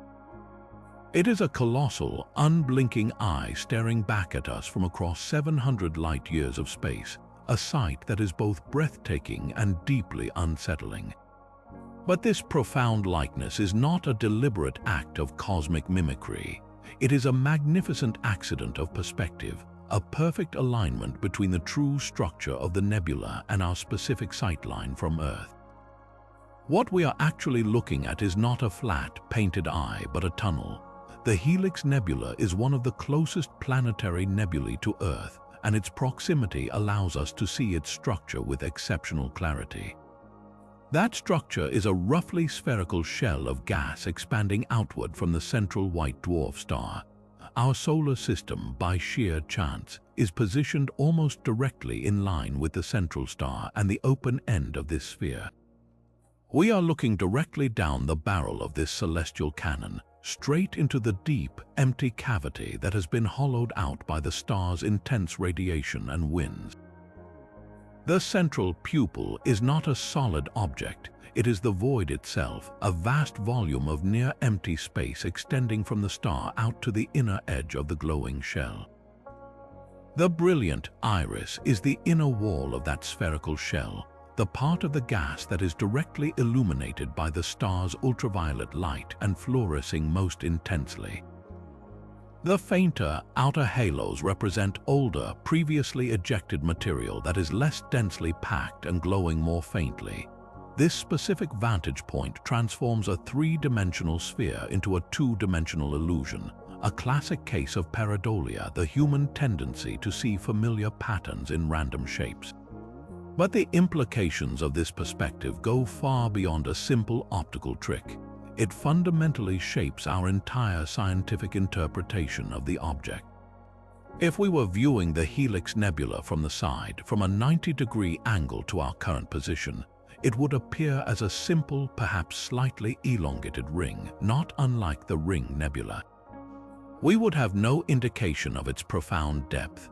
Our fortuitous head-on view is what reveals its true nature as a vast spherical cavern, providing a unique window into its three-dimensional architecture. It allows astronomers to study the intricate structure of the inner shell, to see the thousands of cometary knots we discussed earlier, and to understand the density distribution of the gas in a way that would be impossible from any other angle. The Helix's eye thus serves as a powerful reminder that our understanding of the cosmos is filtered through a lens of perspective. The breathtaking images we capture are not always representative of an object's true form. They are a single snapshot from a single point of view. A nebula that looks like a perfect ring from one angle might be a long, thin cylinder from another. A bipolar nebula that looks like a butterfly from the side might appear as a simple, albeit lumpy, sphere if viewed directly down the axis of its lobes. This celestial sleight of hand challenges astronomers to look beyond the immediate, compelling image and to reconstruct the true geometry hidden within the data. The Eye of Sauron is therefore a double wonder, both a stunning visual spectacle that captures the public imagination and a profound lesson in the importance of dimensional thinking, reminding us that the universe's most iconic faces are often just a matter of being in the right place at the right time to witness the illusion. But perhaps one of the most unexpected connections in all of astronomy links the final breaths of stars in our own galactic neighborhood to the furious birth of stars in galaxies impossibly far away. This strange bridge was built with the help of internet volunteers and a class of small, vibrant galaxies nicknamed Green Peas. The story begins with the online citizen science project Galaxy Zoo, where hundreds of thousands of volunteers helped classify images of galaxies from digital sky surveys. These volunteers began noticing a small number of galaxies that didn't fit any normal category. They were small, compact, and shone with an intense, unmistakable green hue. The volunteers, with their characteristically playful approach to science, dubbed them Green Pea galaxies. These quirky-sounding galaxies are anything but trivial. They are cosmic powerhouses undergoing periods of incredibly intense and rapid star formation. They are essentially stellar nurseries operating at a fever pitch, and their unique green color is the direct result of this ferocious activity. The specific shade of green comes from a powerful and concentrated glow of doubly ionized oxygen, a type of light that is emitted when oxygen atoms are stripped of 2 electrons by the intense ultraviolet radiation flooding these galaxies. This is a crucial clue. That specific wavelength of green light is an unmistakable fingerprint, a calling card of a particular type of energetic environment. And it's a fingerprint we've seen somewhere much, much closer to home. Astronomers realized that the dominant, dazzling green light from these distant green P galaxies is identical to the dominant green light emitted by the planetary nebulae right here in our own Milky Way. In both cases, the mechanism is the same: intense ultraviolet radiation slamming into oxygen atoms and making them fluoresce with that characteristic hue. This creates a profound and unexpected connection. The same physical process that lights up the funeral shroud of a single, dying, sun-like star is also responsible for the integrated glow of an entire galaxy, birthing millions of stars at once. It's a stunning demonstration of the universality of physical laws, that the same atomic physics operates on a scale ranging from a single stellar corpse to a whole galaxy of stellar cradles. This connection is more than just a curious coincidence, it's a powerful tool for cosmic archaeology. Green P galaxies are incredibly rare in our modern, evolved universe, but they are thought to be excellent analogues for the types of galaxies that were common in the early universe, just a few billion years after the Big Bang. During that epoch, galaxies were smaller, gas-rich, and were experiencing their own first frantic bursts of star formation. They would have been flooded with the same intense radiation, and their light would have been dominated by that same telltale green emission. But studying those ancient galaxies in detail is incredibly difficult because they are so faint and so far away. This is where the local connection becomes invaluable. By studying the relatively nearby and bright planetary nebulae in our own galaxy, we have a perfect close-up laboratory to understand the physics of this oxygen emission in exquisite detail. We can measure the densities, temperatures, and exact conditions within a planetary nebula's gas with a precision that is impossible to achieve for a whole distant galaxy. We can see how the light is produced, how it changes based on the strength of the radiation source, and how it interacts with the surrounding material. We can essentially calibrate our instruments and our models using these local examples. Then we can turn our telescopes back to those distant, ancient green P galaxies and the even more remote primordial galaxies they resemble. Using the knowledge gained from planetary nebulae, we can better interpret the light we receive from these far-off systems. That faint green gleam becomes a readable gauge, allowing us to estimate the temperatures of their stars, the intensity of their radiation fields, and the efficiency of their star formation. The gentle glow of a dying star in our backyard thus becomes a key to unlocking the secrets of the universe's fiery and formative youth, a beautiful reminder that in astronomy, the local and the distant are forever intertwined. Just when we think a star's story is over, the universe reveals a stunning capacity for one last encore, a final, defiant act that rewrites the ending entirely. This is the born-again phenomenon, a rare and spectacular event where a stellar corpse literally returns to life, if only for a fleeting cosmic moment. The standard narrative of a planetary nebula is a one-way street. A star sheds its layers, the hot core lights them up, and both the white dwarf and the nebula slowly fade away over tens of thousands of years. But for a tiny fraction of these systems, that's not the finale. In a last gasp of unimaginable power, the white dwarf star can temporarily reignite nuclear fusion on its surface, blasting out a new, fast-moving shell of material that completely transforms the nebula, creating a structure of breathtaking complexity. This miraculous second act is triggered by what astronomers call a final helium shell flash. Even after the nebula has formed and the white dwarf is cooling, there can still be a thin shell of helium surrounding its core, a last remnant of its former fusion processes. Under the immense pressure and heat of the degenerate star, this shell can suddenly become unstable. It ignites in a violent burst of helium fusion, a thermonuclear eruption right on the surface of the white dwarf.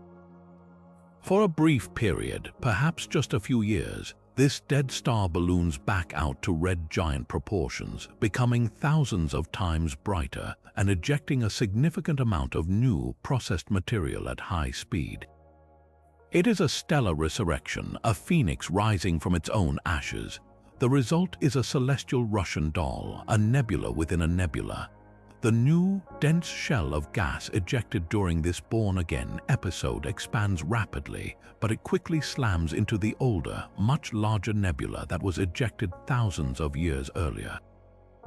This collision creates a brilliant, compact inner nebula, often with a unique and peculiar chemical composition, now sitting inside the fainter, more diffuse outer shell.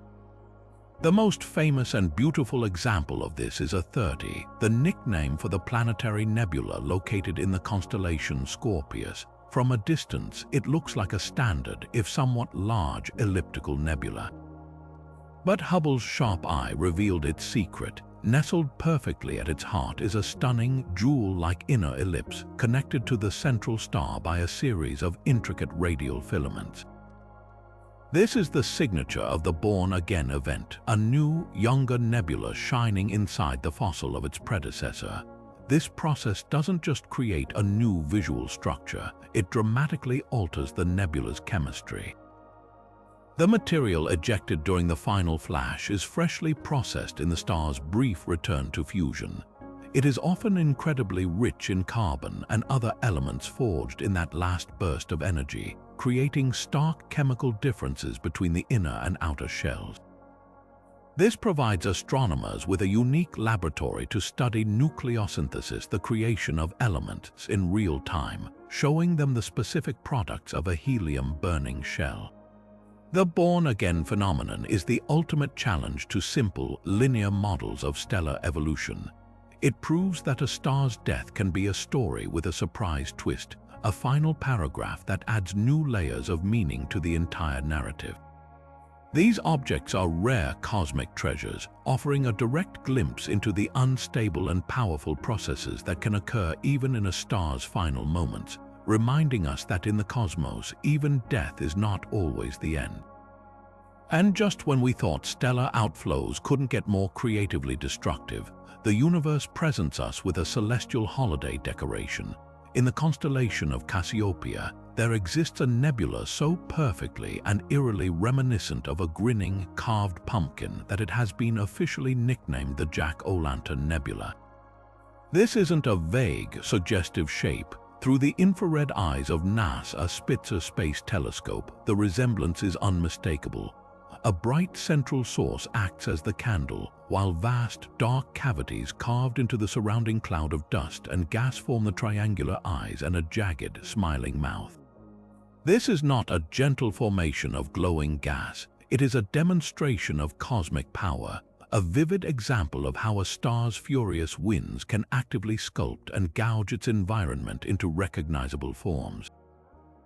The master artist behind this seasonal spectacle is a massive star known as an O-type star, a true stellar titan. This isn't a gentle sun-like star nearing retirement.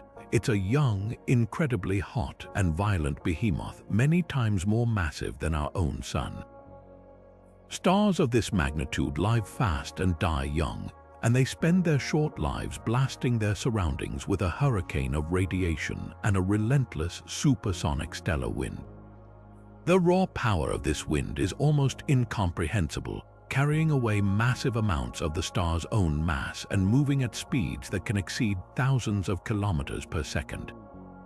This relentless outflow acts like a cosmic sandblaster, but on a scale that defies human imagination. The pumpkin-like face is essentially a giant cavity or bubble that this stellar wind has blown into the thick, dark molecular cloud from which the star itself was born.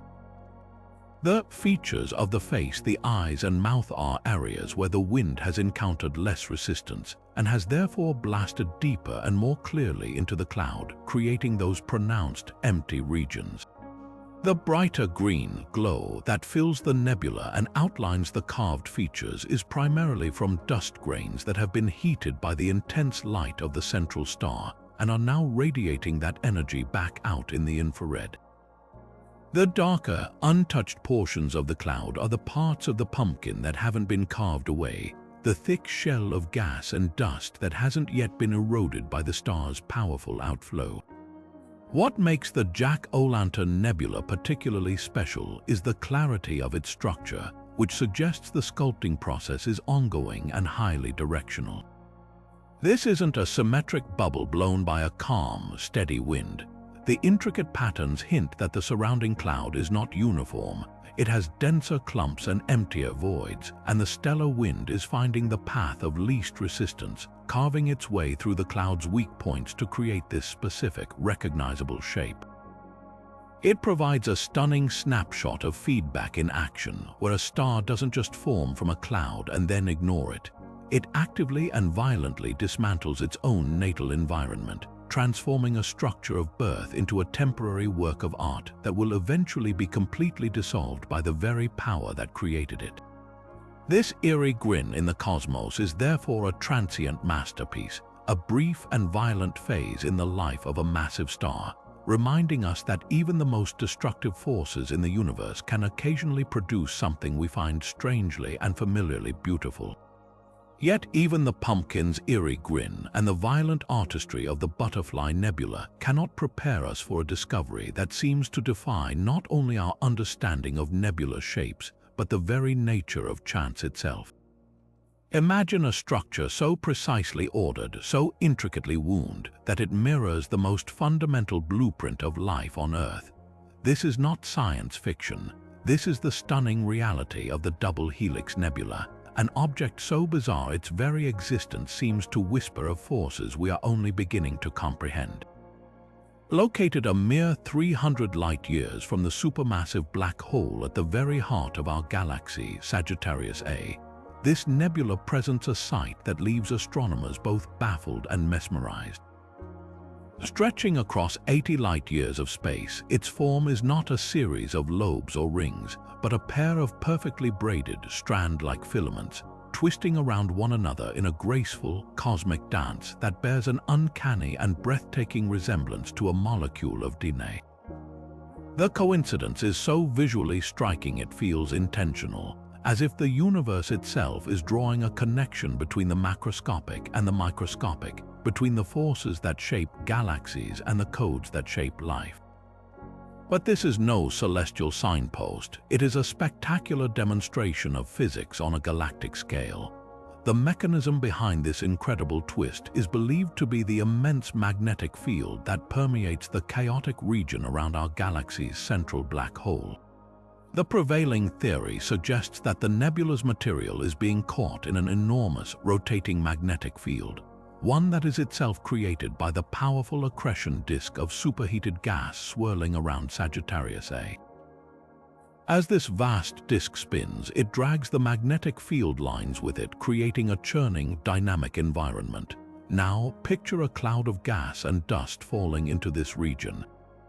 The charged particles within this cloud are compelled to follow the invisible lines of this rotating magnetic field.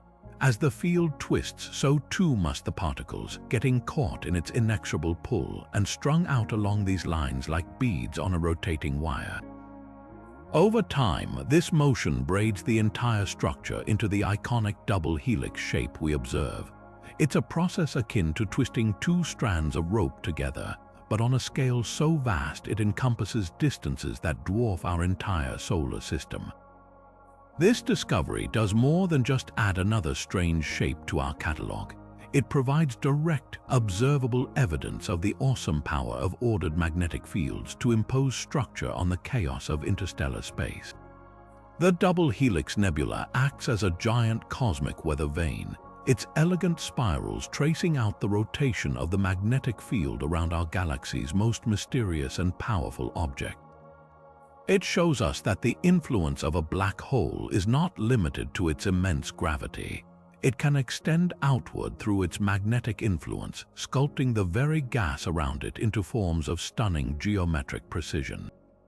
In this braided nebula, we find a beautiful and profound connection, a reminder that the same physical principles of structure and order can manifest from the scale of our own cells to the heart of the galaxy itself. And if the Double Helix Nebula shows us structure on a galactic scale, our next discovery brings our focus back to an individual object with a story unfolding at a pace we can almost see with our own eyes.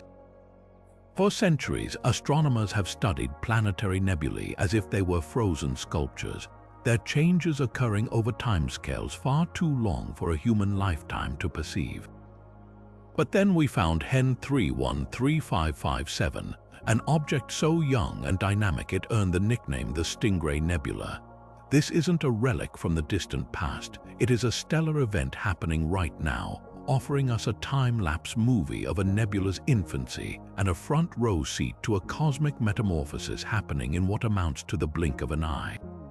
Discovered in the 1970s and only confirmed as a planetary nebula in the 1990s, the Stingray is by far the youngest known example of its kind. Its central star began shedding its outer layers a mere 2,500 years ago, a mere moment compared to the tens of thousands of years most of these objects have been expanding. Its youth is immediately apparent in its structure. Unlike the clean, defined lobes of mature nebulae, the Stingray appears as a ragged, asymmetric halo of gas, looking more like a chaotic splash than a finished sculpture. This is the raw, unrefined beginning of the process, a window into a phase we had only ever been able to theorize about. What makes the Stingray truly extraordinary, however, is that astronomers have witnessed it change shape and fade in brightness over just the last 2 decades of observations. Comparing Hubble Space Telescope images from the 1990s to those taken just a few years ago reveals a nebula in dramatic flux. The delicate, wispy structures that suggested the fins of a stingray have noticeably shifted and become less distinct. More strikingly, the entire nebula has undergone a significant dimming. The intense blue-green glow from ionized oxygen has faded dramatically, while the red light from nitrogen has become more prominent. This isn't a subtle shift, it's a fundamental transformation happening fast enough to be tracked year by year. This rapid evolution points directly to the activity of its central star, a hot white dwarf known as SL2 44567. The leading explanation for the fading is that this central engine is shutting down. As the white dwarf cools, its output of the specific high-energy ultraviolet radiation needed to ionize oxygen atoms is dropping. The nebula is quite literally turning off, reverting from a brilliantly ionized plasma back to a colder, neutral state of gas. The changes in shape are likely due to the same complex interplay of winds we've seen elsewhere. As the power from the star diminishes, the balance of forces within the nebula shifts, allowing older, slower-moving ejecta to catch up and reshape the faster, newer material. Watching the Stingray Nebula evolve is like finding a time machine. For the first time, we are not just inferring the life cycle of these objects from a gallery of static examples at different stages. We are watching a single object progress through its own life cycle in real time. It provides direct, observational confirmation for theories about how the ionization front propagates and recedes, and how the structure of the nebula responds to the changing temperament of its creator star. The Stingray's brief, brilliant flare-up and rapid decline suggest that the planetary nebula phase for some stars might be a surprisingly fleeting affair, a short-lived flash of beauty before the long, cold fade into the interstellar dark. It is a precious and ephemeral laboratory, showing us that even on a cosmic scale, some of the most profound changes are happening right now if we only know where to look. Yet even the dynamic transformation of the Stingray Nebula pales before the sheer structural complexity of one of Hubble's most iconic portraits. Gazing into the constellation Draco, we find the mesmerizing Cat's Eye Nebula, or NGC 6543. From a distance, it appears as a brilliant blue-green oval with a startlingly complex central region, crisscrossed with jets and knots that indeed resemble the slitted pupil of a feline. But when astronomers peeled back the layers of this cosmic onion with long exposure images, they revealed a secret hidden in the faint outer reaches, a series of perfectly concentric, shimmering rings that encase the entire central structure like the growth rings of an ancient tree. This was not the signature of a star that died a gentle death. It was the fossilized record of a stellar agony, a series of violent, rhythmic convulsions that rocked the star to its core. The presence of these multiple, equidistant shells completely upended the old idea of a steady, continuous stellar wind. You cannot create such discrete, separate structures with a smooth, constant outflow. Instead, the concentric rings of the cat's eye are the unmistakable calling card of a phenomenon known as thermal pulses. As a sun-like star nears the very end of its life, having exhausted the hydrogen fuel in its core, it becomes profoundly unstable. Deep within its layered interior, in a shell surrounding the inert core, helium fusion can ignite in a series of fits and starts. This isn't the stable fusion of a star's prime. It's a runaway thermonuclear reaction, a violent burst of energy that occurs roughly every 10,000 to 100,000 years. Each of these pulses is a catastrophic event for the dying star. The sudden ignition of helium fusion releases a tremendous surge of energy, far more than the star's structure can handle. This energy doesn't gently push the outer layers away. It violently blasts them outward in a short, intense eruption of mass loss. Imagine the star not as gently sighing its atmosphere into space, but as coughing it out in a series of powerful seismic jolts. Each cough, each thermal pulse ejects a distinct spherical shell of material at high speed. Then the star settles into a period of relative calm where a slower, more continuous wind prevails. This slower wind follows behind the ejected shell, eventually catching up to it and plowing into it, compressing the material and making it glow more brightly, which is why we see these structures as distinct bright rings. The result is a layered effect, a chronology of violence where each concentric shell marks a separate traumatic event in the star's final chapter. The sheer number of these rings observed around the cat's eye suggests a long and tumultuous end. We are not seeing one or two pulses, but evidence of perhaps a dozen or more separate eruptive episodes, each one a testament to the star's struggle against its own inevitable collapse. This transforms our perception of stellar death from a single event into a prolonged and dramatic series of outbursts, a stellar-scale battle between gravity and pressure that plays out over tens of thousands of years. The beautiful, intricate central region we so admire is merely the final, most recent eruption, the last violent cough that formed the main nebula. The faint, perfect rings that surround it are the echoes of its predecessors, the ghostly remains of the star's earlier suffering, preserved in the near vacuum of space for us to decipher. The cat's eye doesn't just show us a star's death. It provides a detailed timeline of its final agony, written in concentric circles of glowing gas. But for a truly classic example of this intricate layered history, we need to journey to the constellation Hydra and meet one of the sky's most famous specters, NGC 3242, better known as the Ghost of Jupiter Nebula. This name, bestowed upon it by 19th-century astronomers, comes from its appearance through smaller telescopes of the era, a pale, shimmering, and slightly elongated disk of light that recalled the distant gas giant in our own solar system. But just like its namesake, this first impression is a beautiful deception. Modern telescopes reveal this is no simple, placid sphere. It is a dynamic and complex object, a celestial onion whose layers peel back to reveal a dramatic story of episodic death. At its heart lies one of the hottest known white dwarf stars, blazing away at a surface temperature near 90,000 degrees Celsius. This formidable powerhouse is responsible for ionizing the brilliant inner oval of gas that gives the nebula its iconic form. But look closer and the story deepens. Hubble's sharp gaze has resolved delicate structures within this inner shell, including the telltale signs of fast low ionization emission regions or flyer, those dense, fast-moving knots of gas we discussed earlier. In the Ghost of Jupiter, these appear as subtle, symmetric pairs of slight condensations along the nebula's major axis, ancient projectiles fired off by the star long before the main event and now frozen in their outward journey, providing a crucial clue to the star's violent prelude. The most revealing feature, however, lies not in the brilliant core but in its faint, ghostly embrace. surrounding the famous glow is an enormous, incredibly faint halo of gas.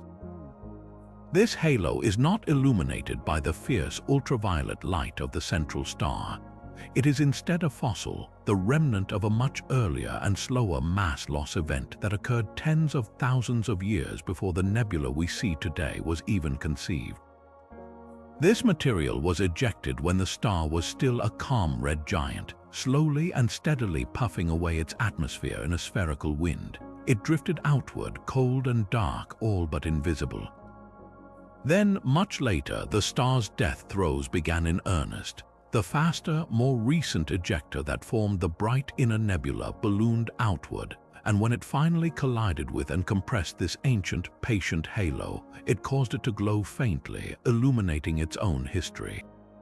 We are therefore looking at a composite image of two distinct funerals for the same star.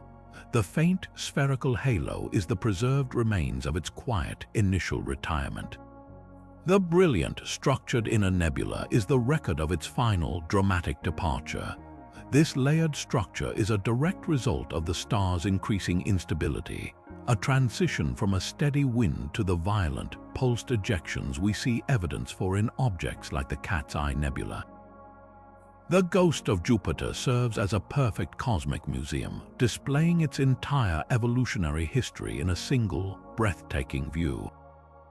It challenges the observer to see beyond the obvious, to recognize that the most beautiful and prominent part of the object is merely the final chapter, and that the true, long story of the star's demise is written in the faint, extended light that requires patience and skill to see. But this journey into the heart of stellar death reveals that not all endings are chaotic explosions. Some are exercises in breathtaking precision. If the Cat's Eye and the ghost of Jupiter show us a star dying in violent fits and starts, then our 29th discovery presents a masterpiece of cosmic minimalism. Gaze upon the Hourglass Nebula, known to astronomers as Mycene 18, and you are met with a structure of such delicate, etched beauty it seems almost too perfect to be natural. Located about 8,000 light-years away in the constellation Musca, this nebula is not a sprawling cloud of chaos but a finely wrought piece of celestial jewelry.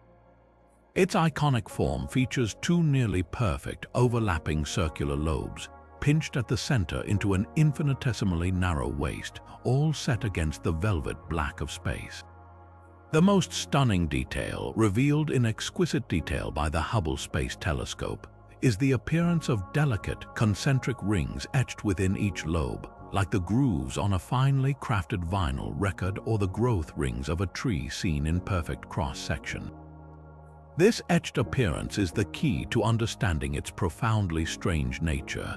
Those fine rings are not an illusion, they are real structures, narrow bands of slightly denser gas and dust within the overall outflow. Their existence points to a highly constrained and incredibly precise ejection process. This isn't a star coughing out its atmosphere in violent bursts. It is more like a carefully controlled exhalation, a series of gentle puffs released with near-mechanical regularity. The prevailing theory to explain this level of fine detail once again involves the guiding hand of a binary companion, but in this case the interaction is imagined to be exceptionally fine-tuned. The leading model suggests that the dying star and its companion are locked in a very close, very stable orbit. As the primary star sheds its outer layers, that material doesn't simply fly off into space. Instead, it is gravitationally captured by the companion star and funneled into an incredibly thin, incredibly stable accretion disk that orbits the binary pair. This disk is not just a bystander, it acts as a powerful and precise collimator. It constricts the outflowing material, forcing it to escape only along a specific axis perpendicular to the disk's plane. But the real magic might happen at the interface between this dense disk and the star's wind. Some models suggest that a phenomenon known as a radiative instability could be at work here. As the intense light from the hot central star pushes on the outflowing gas, it can create standing waves of pressure areas where the gas is temporarily compressed. If the rate of mass loss from the star is extremely steady, these pressure waves can create a series of regular, dense shells within the overall outflow, much like how a steady flow of air can produce a regular tone from a wind instrument. The result is those beautiful etched rings, each one marking a moment of perfect balance between the star's outward pressure and the focusing force of its gravitational partnership. The Hourglass Nebula, therefore, stands as a cosmic tribute to order and precision, a demonstration that under the right conditions, the end of a star can be a process of exquisite fine-tuning, resulting in one of the most perfectly sculpted objects in the entire universe. But for all their staggering beauty and intricate complexity, every planetary nebula carries within it the seed of its own dissolution, a reminder that in the cosmos, even the most magnificent structures are only temporary. We've spent our time together marveling at these celestial wonders, but their splendor is fleeting on a galactic timescale. A planetary nebula is a brilliant flash in the pan, a cosmic firework that blazes with incredible intensity for a brief moment before fading forever into the darkness. The entire glorious spectacle, from the initial ejection to the final dimming of its glow, lasts a mere 20 to 30,000 years. To a star that lived for billions of years, this final performance is over in the blink of an eye. To the universe itself, it is a transient shimmer, a brief and beautiful sigh. This ephemeral nature is dictated by simple, inescapable physics. The nebula is an expanding shell of gas, and it is not expanding into a vacuum. It is pushing out into the interstellar medium, the thin soup of gas and dust that drifts between the stars. As it expands, it inevitably mixes with this surrounding material, its once distinct boundaries becoming blurred and diffused. At the same time, the engine at its heart is running out of fuel. The central white dwarf star, having exposed its hot core, has no remaining source of fusion energy. It is destined only to cool, a fading ember radiating its residual heat into the void. As it cools, its output of the crucial ultraviolet radiation drops. Without this energy to keep them ionized, the atoms in the nebula's gas slowly, peacefully reclaim their electrons. The fluorescence that gave the nebula its vibrant colors and made it visible across light years ceases. The nebula doesn't vanish, it simply stops shining, transforming from a brilliant beacon into a cold, dark, and expanding cloud of neutral gas, indistinguishable from the interstellar medium it has rejoined. Yet in this seeming demise lies its ultimate and most profound purpose. This dispersal is not an end. It is the completion of a grand cosmic cycle, the final act of stellar recycling that makes new life possible. That gas now drifting away into the galaxy is not the pristine hydrogen and helium the star was born with. It is heavily enriched with the elements forged in the star's nuclear furnace, and during its violent death throws carbon, nitrogen, oxygen, and all the other heavy elements that make up our world and ourselves. The star has taken its basic ingredients and through its life and death transformed them into something more complex. It has, in essence, cooked the raw elements of the universe. When this enriched material eventually drifts into a region of space where gravity is pulling together a new generation of stars and planets, it brings these complex elements with it. The nebula's ashes become the building blocks for rocky worlds, for atmospheres, for oceans, and for the very molecules of life. Our own solar system is thought to have formed from a cloud of gas that was seeded by the death of several previous generations of stars. The iron in our blood, the calcium in our bones, the oxygen we breathe, much of it was likely once part of a planetary nebula, the final gift from a long-dead star.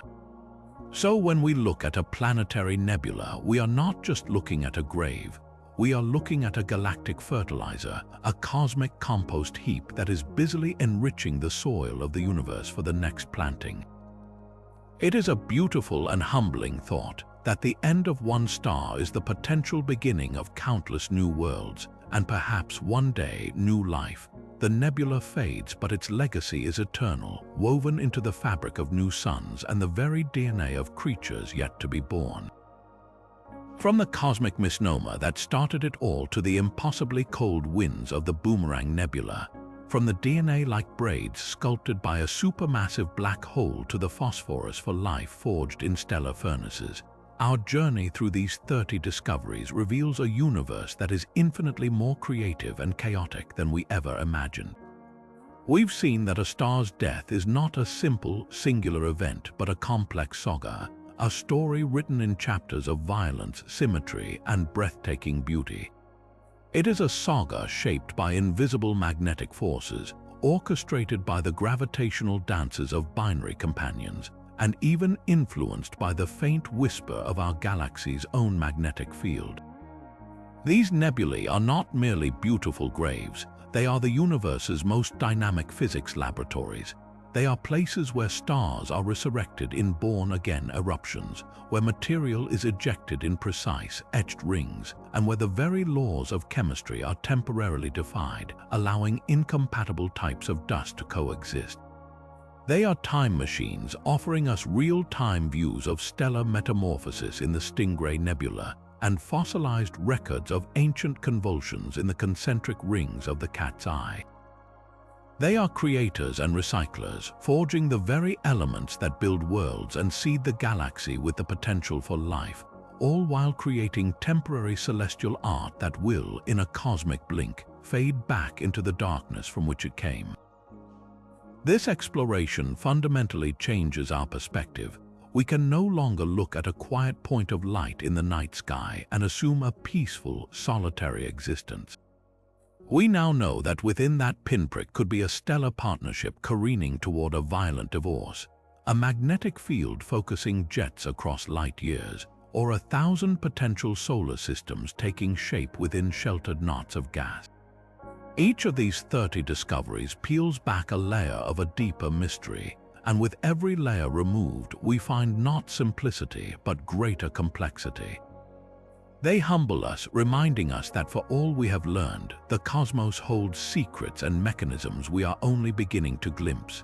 The story of Planetary Nebulae is ultimately a story about our own connection to the cosmos. The elements that make up our bodies were once scattered across space by these very objects. In a very real sense, we are the legacy of long-vanished stars. Their death is our inheritance, so the next time you find yourself under a clear night sky, take a moment to consider the profound and beautiful chaos unfolding in the darkness above. And we'd love to hear from you which of these strange and wonderful discoveries reshaped your view of the universe the most. Was it the idea of a star firing ancient cannonballs of gas, the discovery of a cosmic pumpkin, or the revelation that we are all made of stardust? Share your thoughts in the comments below, and as always, thank you for joining us on this journey to the farthest reaches of space and understanding.